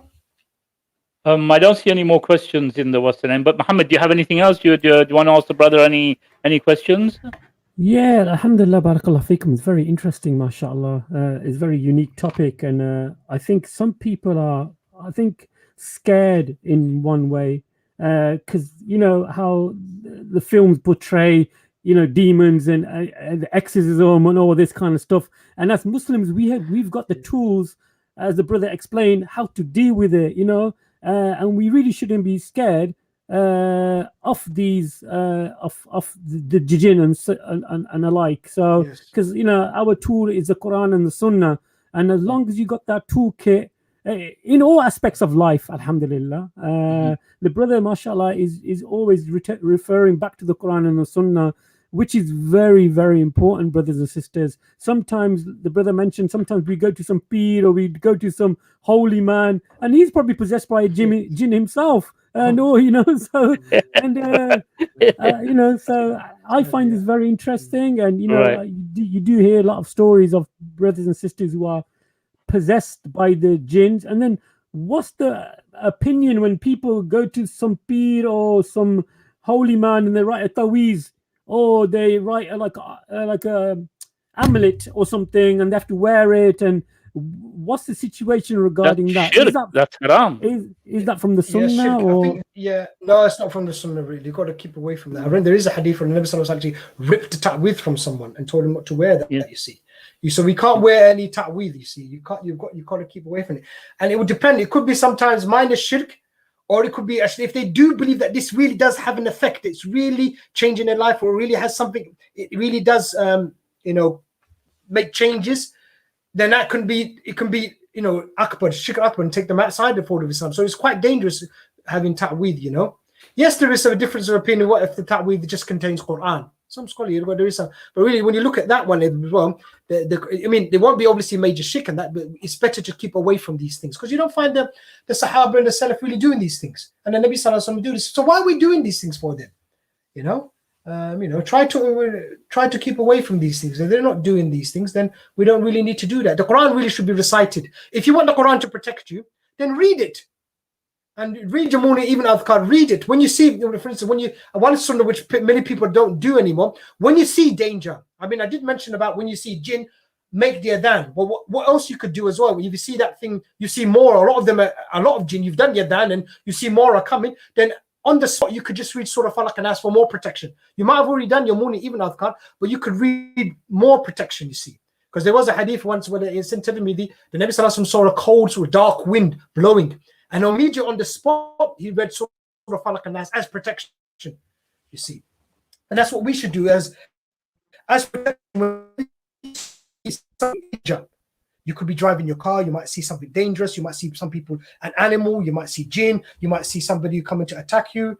Then you can read sort of Falaq and Nas, you know, especially we're now in the city, especially in the summer now, you know, there are a lot of people, a lot of stabbings out there. So if you see something like that, some sort of something happening in the distance, some people attack each other, some, you know, something you feel like this is a dangerous situation, well, you can read sort of Falaq and Nas as extra protection. You know, you might be on the train, you might see someone you're a bit wary of or something, then read sort of Falaq and Nas is more extra protection. You know, I do remember one patient reading, they were being followed. There's a sister, she was walking to the shop and she was followed by a man, all right? And then she saw that and then she immediately read sort of Falaq and Nas. She got into the shop and the man, and she came out of the shop again, man was disappeared. So it's very important to read that, you know, sort of Falaq and Nas, you know. That's one sunnah people have forgotten, that one. What we usually do, we use sort of Falaq and Nas for the ruqya and for the morning even adhkar, and we do it after our salahs, but we don't do it like this. When we have some sort of danger happen, something dangerous happening, we don't sort of say it like that and use it in that sort of situation, which we should, you know. We should do that, you know. Yeah. Okay, let me just go into the treatment. Well, I'll just simplify the treatment. Yes, I was going to say, like, you know, we've reached 1 hour and 20 minutes now. So, like, you know, as long as you have time, I have time, no problem. We can go into the treatment and then you can explain to us about some of the cases that you had, especially here in Qatar as well when you were here. So, like, you know, if you have time, I've got time, no problem. I've got time. I've got time. Right. Okay. So let me just, I mean, I won't be long. Hopefully, inshallah, we should do this. Hopefully, yeah. Right. Okay, so what it is basically, I'll make it very simple. If people want more information about the ruqya ruqya treatment, then they can go to my website and look at the self treatment notes. So ruqya self treatment notes, and they can find out how to do the treatment on themselves. That's once obviously they've diagnosed themselves. You see. So just to make it simple, I mean, on my website I do talk about. It's important to have maybe these 7 intentions, you know, of just asking Allah to cure you from all the sihr, ask Allah to cure you from all of the ain that you're suffering from, ask Allah to cure you from all the waswas condition you're suffering from, ask Allah to cure you from the jinn possession you're suffering from. There are sort of 7 intentions I put together there. But just to make this simple here in this situation, because of the time limit we've got here, what I would say, the person should make the intention of asking Allah to cure them from whatever they're suffering from, including even physical diseases, which they don't know of, that they might be suffering from, you see. So as people might be suffering from, they find that they've got sihr in that, but there might be some undiagnosed physical disease which might be there as well. So what they do, ask Allah to cure them from whatever they're suffering from, so that they can get back to worshipping Allah properly again. Because these things are like impediments. These diseases, they stop you worshipping Allah, and we're only here to worship Allah. We're not here to do anything else. So the reason why you're reading the ruqya is not just to get cured so you can get married. No, you're reading the ruqya, I want to get cured so I can get back to praying properly and worshiping Allah properly again, because these things, they stop you worshiping Allah. And from my own experience, you know, you find that salah becomes very difficult. Getting up for the fajr is difficult, you know. So you want Allah to cure you from these things. You're asking, oh Allah, cure me. The intention is basically, obviously the intention, you don't say it, but it's in your heart. You're asking Allah, cure me from these things I'm suffering from, so I can get back to worshiping you properly again, you know, as I used to, you know. So that's basically what they would use. For self-ruqya, the best thing to do would be to use Surah Falaq and Nas. There's no need to read Surah Baqarah. You can if you want to.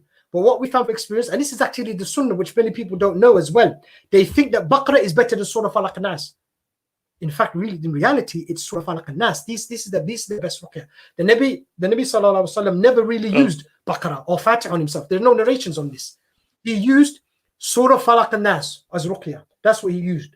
So how would you do it? So once you know that you've got something, and this is the same applies even if you've got physical disease, because remember, ruqya is just not spiritual. For spiritual diseases, you might have a cold, you might have something, you might Allah save us from it, you might have COVID, okay? So what can you do? You can read ruqya. So ask Allah to cure you from whatever you're suffering from, so you can worship Him properly, and you read Surah Falaq, and then you read Surah Nas, and you read 7 times. You can try to read them 7 times as a pair, and that 7, we get that from the hadith where the Sahabi read ruqya 7 Fatih 7 times, and then you blew on the patient. Yeah? So you read Falaq, you know, because really you're not really supposed to have numbers in the deen when you got these things. When they say do dhikr or adhkar, we don't put numbers around it unless there is a text saying that you can say subhanallah 100 times. You know, then we accept it. So you can say subhanallah bihamdih. There's a text for that saying it 100 times. You see, but for ruqya, some people give numbers like 99. whatever. What will you do? You try to maybe read 7 times, and then at the end of you reading it 7 times, blow in your hand and then wipe your body and your face.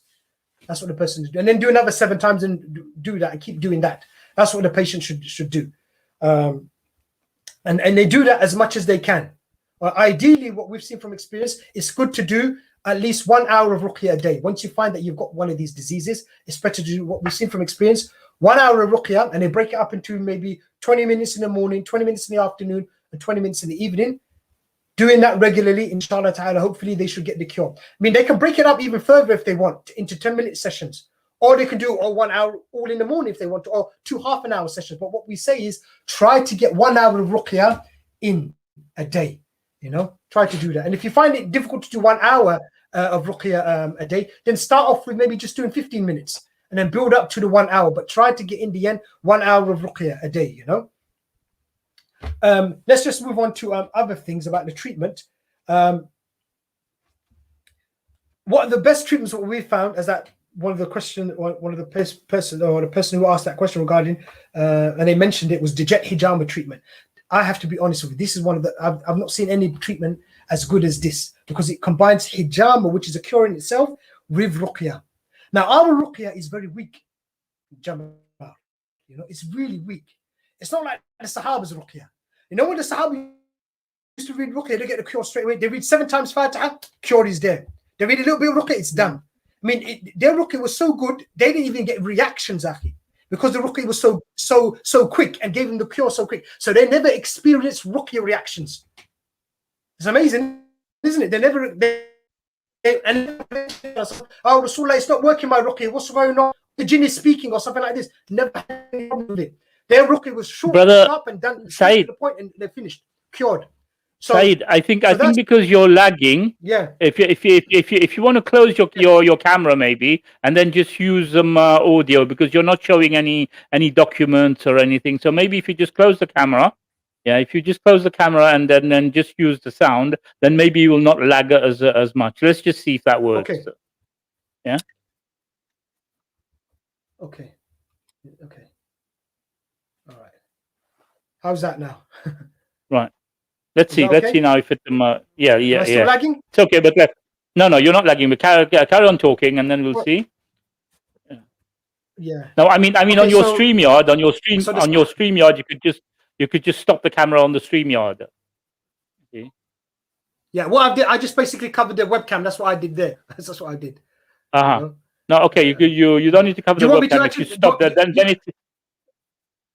Okay, because then it doesn't use the power.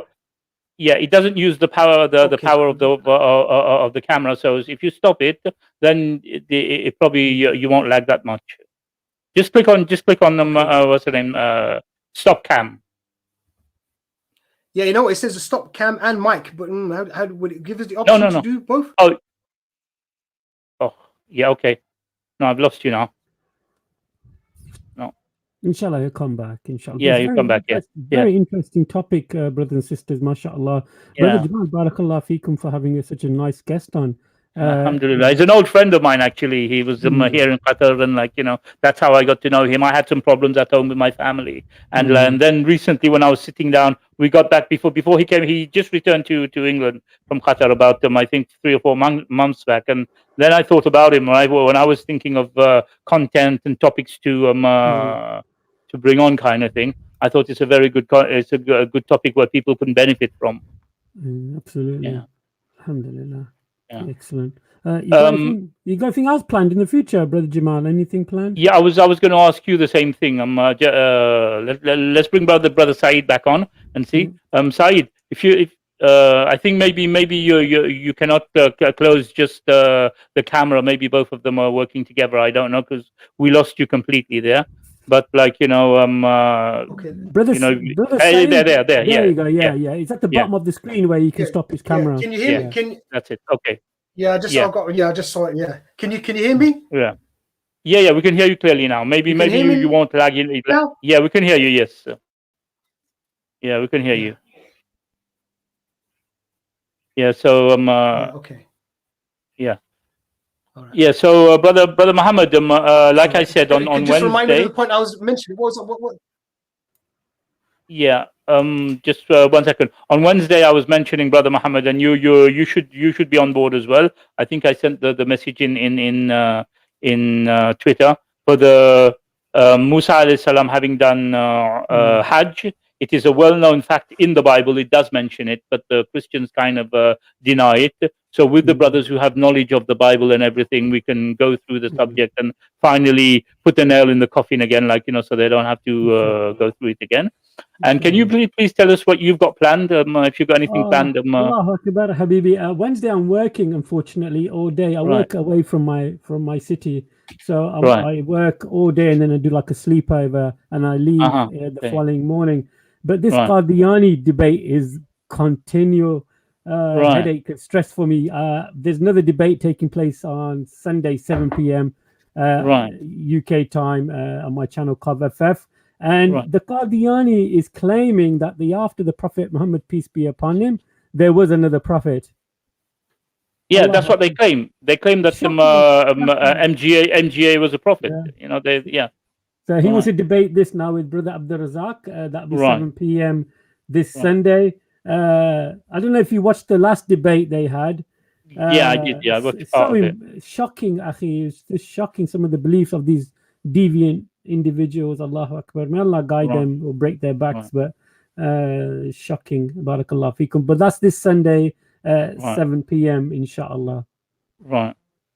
Okay, so I'm sorry, Saeed, can you carry on? Yeah, carry on without the mic, and hopefully you'll not lag without. Yeah, without the camera. Yeah. Without the camera. I mean, sorry, with the mic, without the camera. Saeed, have we lost him completely? Maybe he took the mic off. Akhi Saeed, you took the mic off. No, I think he's muted. Wait, unmute.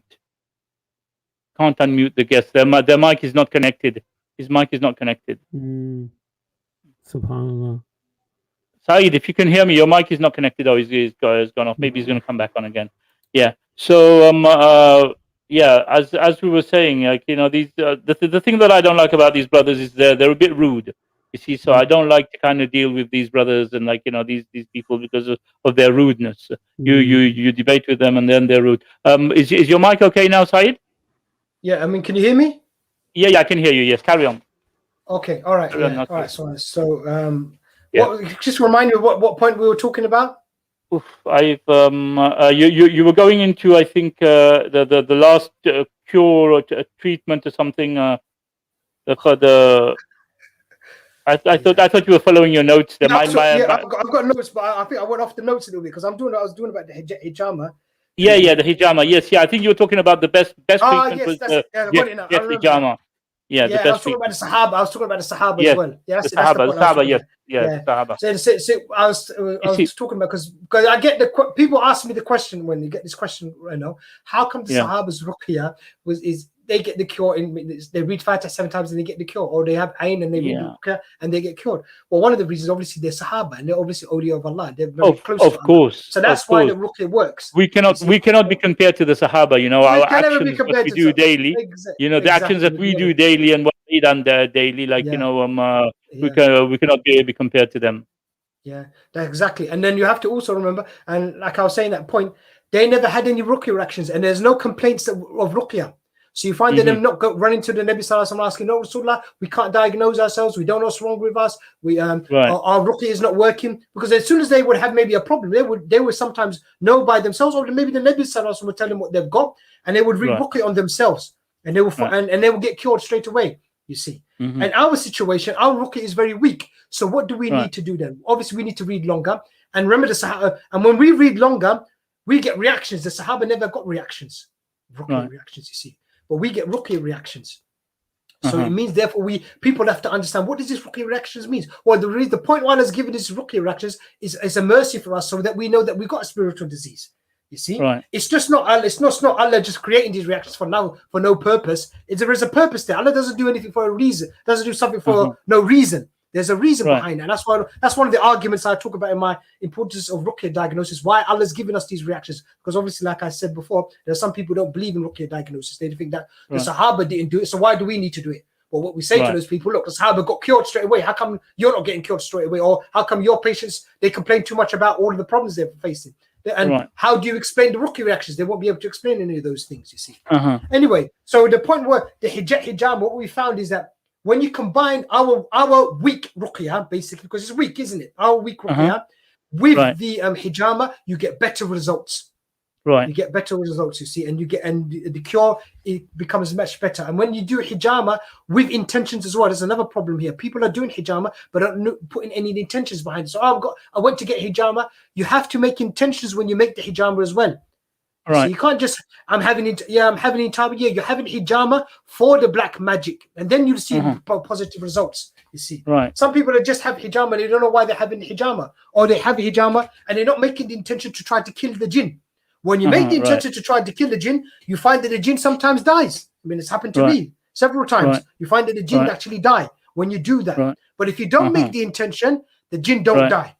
You see? Okay. So I don't have time to go into all of the how to do the jet, but they can go to my website and look at the jet hijama treatment or jinn extraction technique, and they can learn about it there. It's basically, like I said, just a simple doing hijama and ruqya at the same time. That's what that basically is. Okay, we find that is it makes our ruqya much stronger. Okay, you were telling me about mention other treatments. We talked about habit soda and taking habit soda because Nabi Sallallahu Alaihi Wasallam said it's a cure. You know, it's a cure for everything except except death. Everything except death. Okay. Also, we know that honey is a cure. You know, from Allah says in the Quran, it's a cure. Right. So we take honey, and what you should do with the honey is that you should take maybe 2 to 3 teaspoons of honey in a glass of water and drink that in the morning. And you can actually read ruqya on that water as well and drink that on an empty stomach. Actually, you know, that is actually from this sunnah as well. If you read Ibn Qayyim's book, prophetic medicine, you'll find that he mentions that, from what I remember. That, taking honey on an empty stomach is from the sunnah, and there's a lot of benefit in doing that.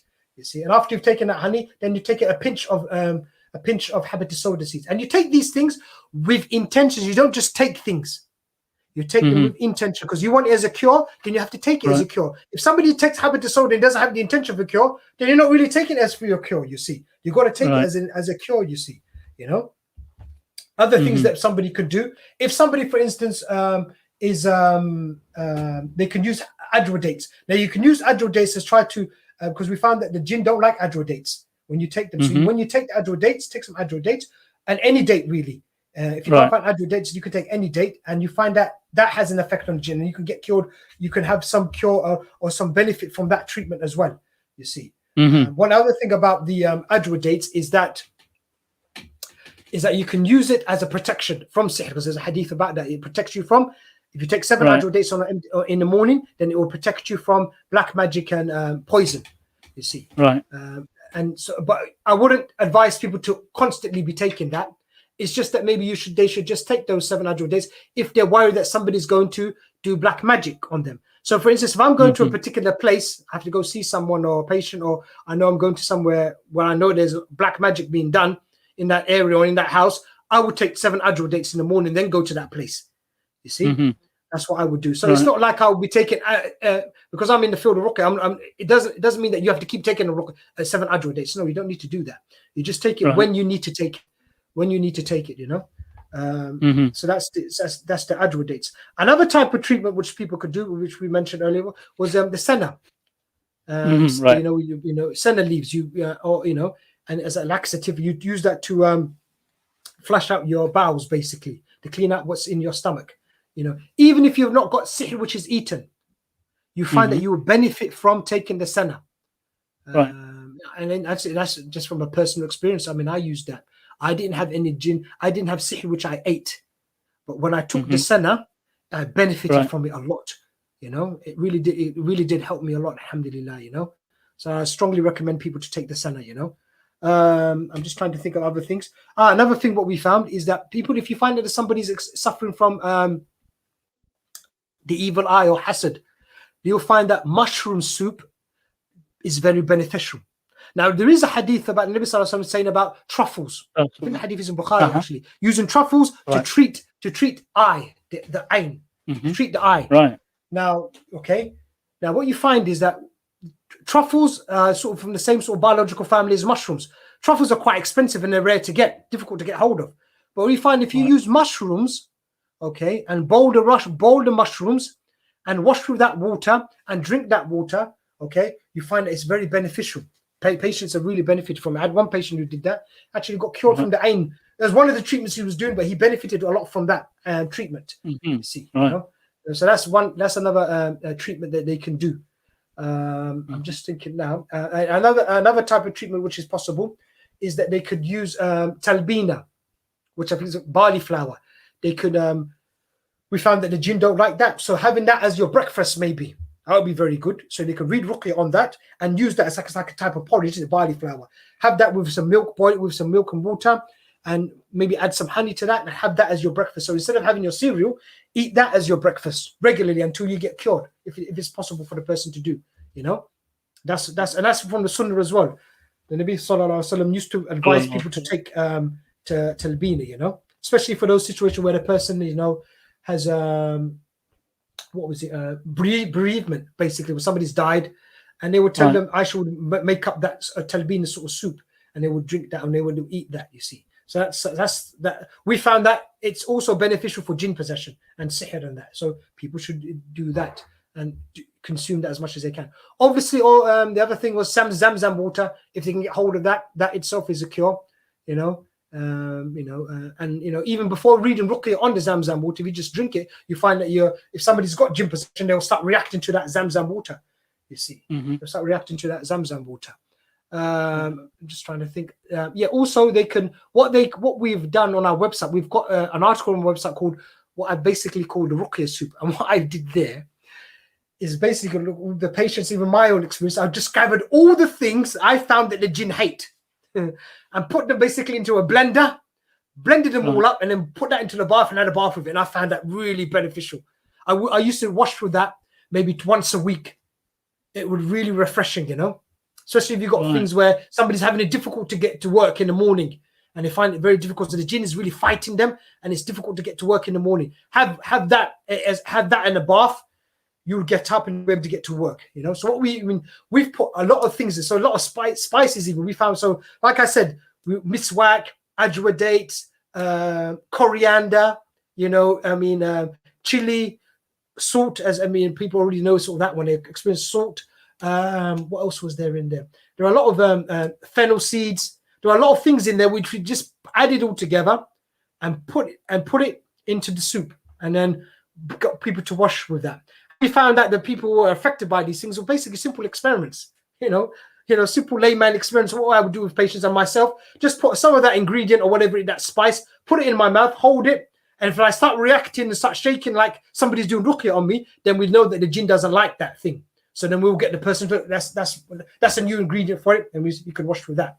So that's how we did that. So if a person washes with that regularly as well, that's really important. I remember there was one particular case I used that to actually, by the rahmah of Allah, killing a jinn through that.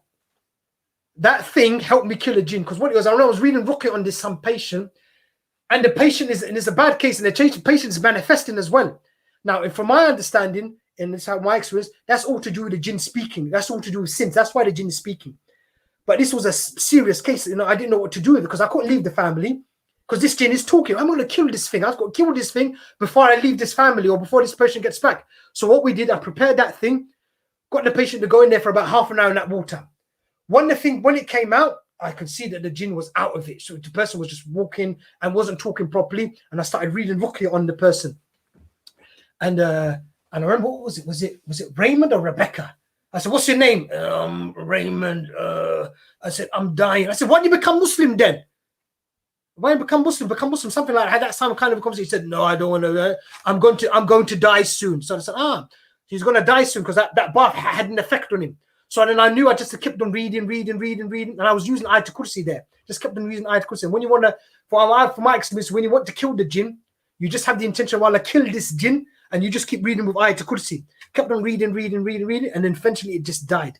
And when it dies, what happens is the person, what that patient said to me is they see bright lights flashing, like somebody, like a photograph, bright lights flashing like that, strobe light or something like that. That's what they see. And then the person comes back again. Then the person comes back and the person comes back to normal again. But like I said earlier, That's all to do. What in those days I didn't really know too much about. It's the sins causing this problem. That's why the jinn is speaking. Now, what I do if I've got cases like that, I don't deal with them. Say, look, I can't do any ruqya on you. I can't do any treatment on you because your jinn is talking, and that can only happen because of sins. So please look at yourself and sins, and if you stop the sins, then the jinn won't be speaking anymore, and you can do your own ruqya. You don't need me. Yeah, we should do a lot of istighfar. You know, we should do a lot of istighfar, and after that, a lot of istighfar has to be done. Yeah. A lot of istighfar is done. I found that 75% of my patients, the reason why they've got this problem in the first place is because of their sins. So it's a punishment from Allah to remove these sins from them. That's what it is. 75% of them, brother. You know, it's amazing, isn't it? It's about 75% of the cases, it's all to do with the sins. When they stop the sins, you find that within 3 to 6 months, no more than a year, maybe in some cases more than a year, 3 to 6 months, they're cured. They get cured when they do the treatment properly. Though some of them can't do the treatment properly because they don't end up doing the sincere tawbah. You see, but if they do this, if they got the problem because of the they got the original problem because of their sins as a punishment from Allah. Okay, then what happens? 3 to 6 months, they make their tawbah, and then inshallah they should get cured.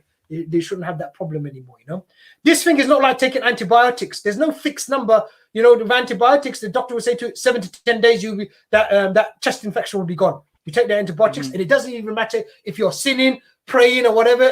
Allah, as the way Allah, the sunnah of Allah is that after 7 to 10 days, you get cured from the physical, you know, the infection, basically. Not with ruqya though. 7 to 10 days, no, it's not going to be like that. You're going to have to read for longer, and the person has to, in order to make the ruqya effective, because it's a dua, they have to stop sins. If they don't stop sins, then they never get cured. Really, that thing will just stay with them forever. You know, and sometimes it could just be a minor sin. Sometimes it could just be a minor sin, you know. Let me just say this point. Sometimes it could just be a minor sin. I had one sister, when she gave me all her case over email, and I said to her in the end, I said, you know what? You must be doing a sin. What are you doing? She said, Said, I'm listening to music. I said, that's your problem, sister. I said, but you know what? I need something to relax. What can I do? I've got to listen to something, haven't I? I've got to do something. I said, well, that's why you're not getting cured. Because if you listening to music, it's a minor sin. But if you keep doing that minor sin all the time, it becomes a major sin. So that's what was causing her problem. But she couldn't stop. So then that was the end of the email communication with that sister. You know, so so it could be. So the minor sins are a problem. Just like I had a brother in Qatar when I was there. He when I went to him, I did a jet process on him. His jinn was manifesting, and I couldn't even do anything. I couldn't even do the hijama on him. So I said, this is quite dangerous. And he was a medical doctor as well. He was a medical doctor, and I said, look, you know what? I can't really do this hijama cuts on you, these scratches on you, because you're moving all over the place. You're making all these noises. The jinn's manifesting and making all these noises. I said, look, you're moving. You're making all these noises, jinn noises. The jinn is basically taking over you, hijacking your body. I can't do anything. Then he said, Said, what am I doing? I'm not doing anything. Look at me. I don't do any sins. And so he couldn't think of any. I looked at him and said, you know what? It's that beard, I think, brother. You're shaving that beard. Let the beard grow. And I'll come back next week. Let's see what happens. I came back the following week. Look, the following week, he started having a bit of a stubble and growing, letting the beard grow. He wasn't even moving. No sound from the jinn whatsoever. I said, it's amazing. And he was shocked. He said, Said, I can't believe it. All I did was just let my beard grow. And I said, there you go. There you go, you see? And I was able to do the hijama treatment on him easily, you know? So, you know, it's just a small little thing. You find that could be the problem. So for some sisters, it might be just makeup they do. Right. It's just that makeup is causing the problem. So once they stop that makeup, putting that lipstick on, you find that their ruqya is much easier. And they find it's much easier. They can do the thing. They can do the ruqya, you see, you know? What was the other point? So we talked about. I was going to say also avoid going, like the brother mentioned earlier on about them accidentally going to places that are like, you know, dirty places or whatever. Avoid these places as well. Avoid your sins and avoid going around to hang around in these places. You know. Definitely, brother. I totally agree with that. Definitely, you don't. Yes, it's very important. You know, that's very important. You know, you've got to avoid those sort of situations. Obviously, if you have to go to somewhere and it's an emergency or something like that, you can't stop that. But in general, keep away from these things and keep away from the public toilets. If you have to go to a sort of public toilet, then make sure you know the dua for going into the toilets. You know, yes. And make sure that you've already have done all your protection adhkar. You've done your protection adhkar, and then so when you get to the toilet, you've already done your morning adhkar. Now you go to the toilet and you say the dua for going in, and then you'll be fine. I know, but and you say the dua for coming out. Avoid it if you don't have to. But sometimes, but and then the dua for saying out, going out. But sometimes you have to go to the toilet. You know, when you go to a hospital, for instance, sometimes you just have to go to the public toilet. What can you do? You know, but just make sure you say say that dua. You know. Also, I would advise the brothers and sisters to learn the masnoon du'as from the Prophet sallallahu alaihi wasallam. So you're constantly using du'as. You're constantly in the dhikr of Allah subhanahu wa taala. So when you're constantly in the dhikr of Allah, when you're sitting down with Bismillah, you're standing up with Bismillah. You know, you don't after you've started eating and then remember, oh, I didn't say Bismillah or whatever. When you sit down before you eat, you've already said Bismillah. When you're going to go into the bathroom, you already read your dua. You come out, you read your dua. You know, whatever you do it with the dhikr of Allah, and inshallah Allah will protect us as well. If we're always in the dhikr of Allah, we always keep ourselves in wudu when we can. You know, we keep ourselves clean, keep ourselves in wudu. These are the things that I'm sure will protect us and help us. So, Muhammad, Yes, do you have any advice that you can mention as well to our brothers and sisters who are watching? Alhamdulillah, I think what you said is alhamdulillah is perfect, and the brother mentioned regarding always sticking to the Quran and the Sunnah. It's another something in our toolbox that the Muslim should do, and I think everybody falls short in always reciting the Quran. Sometimes we forget to say the little supplications when we enter the bathroom and when we leave the bathroom. This is a fantastic reminder that, alhamdulillah, this is why Islam is such a complete religion. You know, when the Jew was trying to make fun of one of the companions, saying that your prophet even told you how to go to the toilet, and the companion said, yes, he told us how to go to the toilet and what to do and so forth, or the how we clean ourselves and everything. So alhamdulillah, you know, Islam is such a unique religion that it covers everything, you know. Barakallah fikum. I really enjoyed this topic, and I think we should maybe do another one maybe later on in the week or something. Inshallah, if you want to invite Saeed as well, I can pass his contact. He's a very good brother, alhamdulillah. I've known the brother and I've loved him as a brother for a long time, even up to now. When he was in Qatar and now he's gone back to London, we still keep in touch. So if you want to invite him on your show and inshallah. Yes, inshallah. Yes. If you want to leave your Twitter details or some social media details in a private chat, and inshallah I can contact you, add you, and then inshallah, we can plan something. Akhi Saeed, I really appreciate your advice and your experiences, and I think these days, of course, a couple of years ago we had this famous couple in the UK who were making loads of money from doing so-called ruqya and stuff, and then it got exposed that the husband wasn't actually a Muslim. He left the fold of Islam, but he just carried on doing ruqya. Do you remember that? I remember that case. I remember that particular case. That's why I actually did the talk. What is it in Luton? The advanced ruqya diagnosis talk. That's what was basically one of the reasons I did that talk, because of people doing strange things and going to people like this and getting confused and don't know what's wrong with them. You see. So I remember that. I've forgotten his name now. But I don't want to. I know his name, but I don't want to. Oh, you don't mention. Okay, don't mention. But don't mention it. So, but I remember that couple. Yeah, because I had a big social media sort of a lot of people were following them. You see, and so that's the reason I did that. They're made into a proper business where they have properties and stuff like that. They're living in like luxury and so forth. And the sister was going night clubbing and all this, but at the same time, they portray themselves on social media as pious Muslims and doing ruqya, but behind the scenes they were totally opposite to, but alhamdulillah, may Allah make our intentions sincere, alhamdulillah. We pray that as well. Yeah. Can I just say one more point? The last point I'll just mention is the I was going to ask you, I was going to say, we've gone to 1 hour and almost 55 minutes now. So if you want to, if you have anything more you want to add, important, and we can carry on with that. Yeah, just the last point, which I just want to mention, which makes it easy for the brothers and sisters, because sometimes a lot of the du'as, they get confused and know what to say. What's the minimum I can say? Because sometimes the patients ask me this question. Okay, the minimum that you should say for adhkar, the morning and evening protection, would be Ayatul Kursi for the protection of against the Jinn, okay, and the shayateen, the devils, okay. I say Ayatul Kursi once, and then you say the 3 kuls, 3 times each. So you say Surah Ikhlas, Falaq and Nas, then Ikhlas, Falaq, Nas, Ikhlas, Falaq, Nas, okay?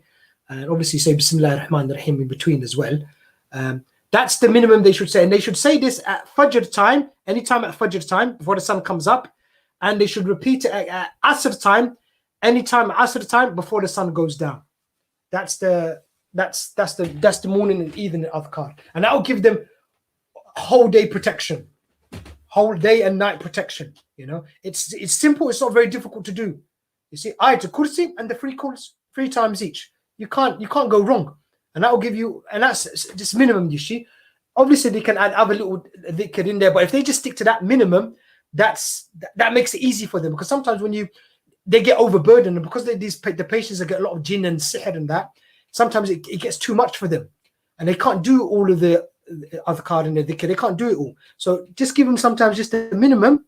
It's easy for them to do, and they can, and something they can stick to, and they can continuously do. As we know, the well-known hadith about sometimes doing a small thing and continuously doing it is better than doing all these so many things and you just drop everything. You don't end up doing anything in the end. You know, so you can be consistent in that, and once they're very consistent in that, then they can start adding other things to it as well if they want to. You know, more protection. But if this just sticks to that minimum, that's good enough. You know. That's all I want to say, Akhi. I mean, if you have any more questions, right? You know. I was going to ask Muhammad before I say anything else. Do you have any future other plans in mind as well? We mentioned a little bit earlier, but do you have any other, because now that we're on the network, we're on a network now, you see. So obviously we've got teamwork that we're going to be doing. We've got them maybe inviting specific people or whatever. Apart from this Qadiani issue, do you have any other things? Not, to be honest, I've been busy at work and I'm doing a diploma at the same time. So I've been busy, alhamdulillah. And of course, family and shopping never ends. So, barakallah feekum, akhi. Just so far, only thing I've got planned is for Sunday, 7 p.m. the Qadiani versus the brother Abdul Razak regarding was the Prophet Muhammad, peace be upon him, the last prophet. I don't know if brother from Luton has seen my YouTube channel, akhi. Check it out, akhi. It's Cov FF on YouTube. Recently, we've had a couple of discussions with some Qadiani individuals, and alhamdulillah, just trying to expose their cultish mentality. Barakallah. Okay, send the link to Jamal, and then I'll post. I'll send to the masjid group in Luton. Yeah, Said, if you're gonna watch this again on my channel, you will see like you recommended. There's all the recommended channels there that are actually in our network. You could just subscribe and share these channels, and you'll see Brother Muhammad's channel there, Cov FF, Coventry Faith Foundation. Okay, all right, thank you. I'll do that, inshallah. And it'd be great to get people of knowledge, you know, from Luton, some of the brothers from the people of knowledge onto the podcast, and you know, where we can do some topics such as Tawheed and you know, sticking to the Sunnah. I think Tawheed is the most important topic that we kind of divert from debating with Christians and other groups, but I think we lose the concept of basically learning ourselves. Especially the fundamentals of Islam, and then you know the pillars of faith and Iman. I think we need somebody from the people of knowledge to come on and to educate the people. Inshallah, I think that would be very beneficial. Right. Okay. So I'd like to say, Jazakallah khair, Saeed. It's given me great pleasure to have you on here, and we've been planning this for a while, and then like you know, you had some little issue, we had to reschedule and everything. So, but alhamdulillah, we managed to get it done. Alhamdulillah, by the greatness of Allah. So I'd say Jazakallah khairan, and you as well, Muhammad. Jazakallah for joining us. It's a great pleasure. And inshallah, we just make dua that this has been beneficial for the brothers and sisters out there who like you know may need it. I mean, I'm sure everybody would need to diagnose, and everybody need to know if they have any problems or whatever. And I thank you a lot, Brother Saeed, and I'll give your contact to Muhammad, and maybe we can arrange some other time as well, and you can arrange with Muhammad as well that you can appear on this. It's going to be on the same platform, on the same network, but on his channel, you know, so other people can see on his channel as well. So you can arrange that with him. Jazakallah khairan. Assalamu alaikum wa rahmatullahi wa barakatuh. Alaikum salam wa rahmatullahi wa barakatuh.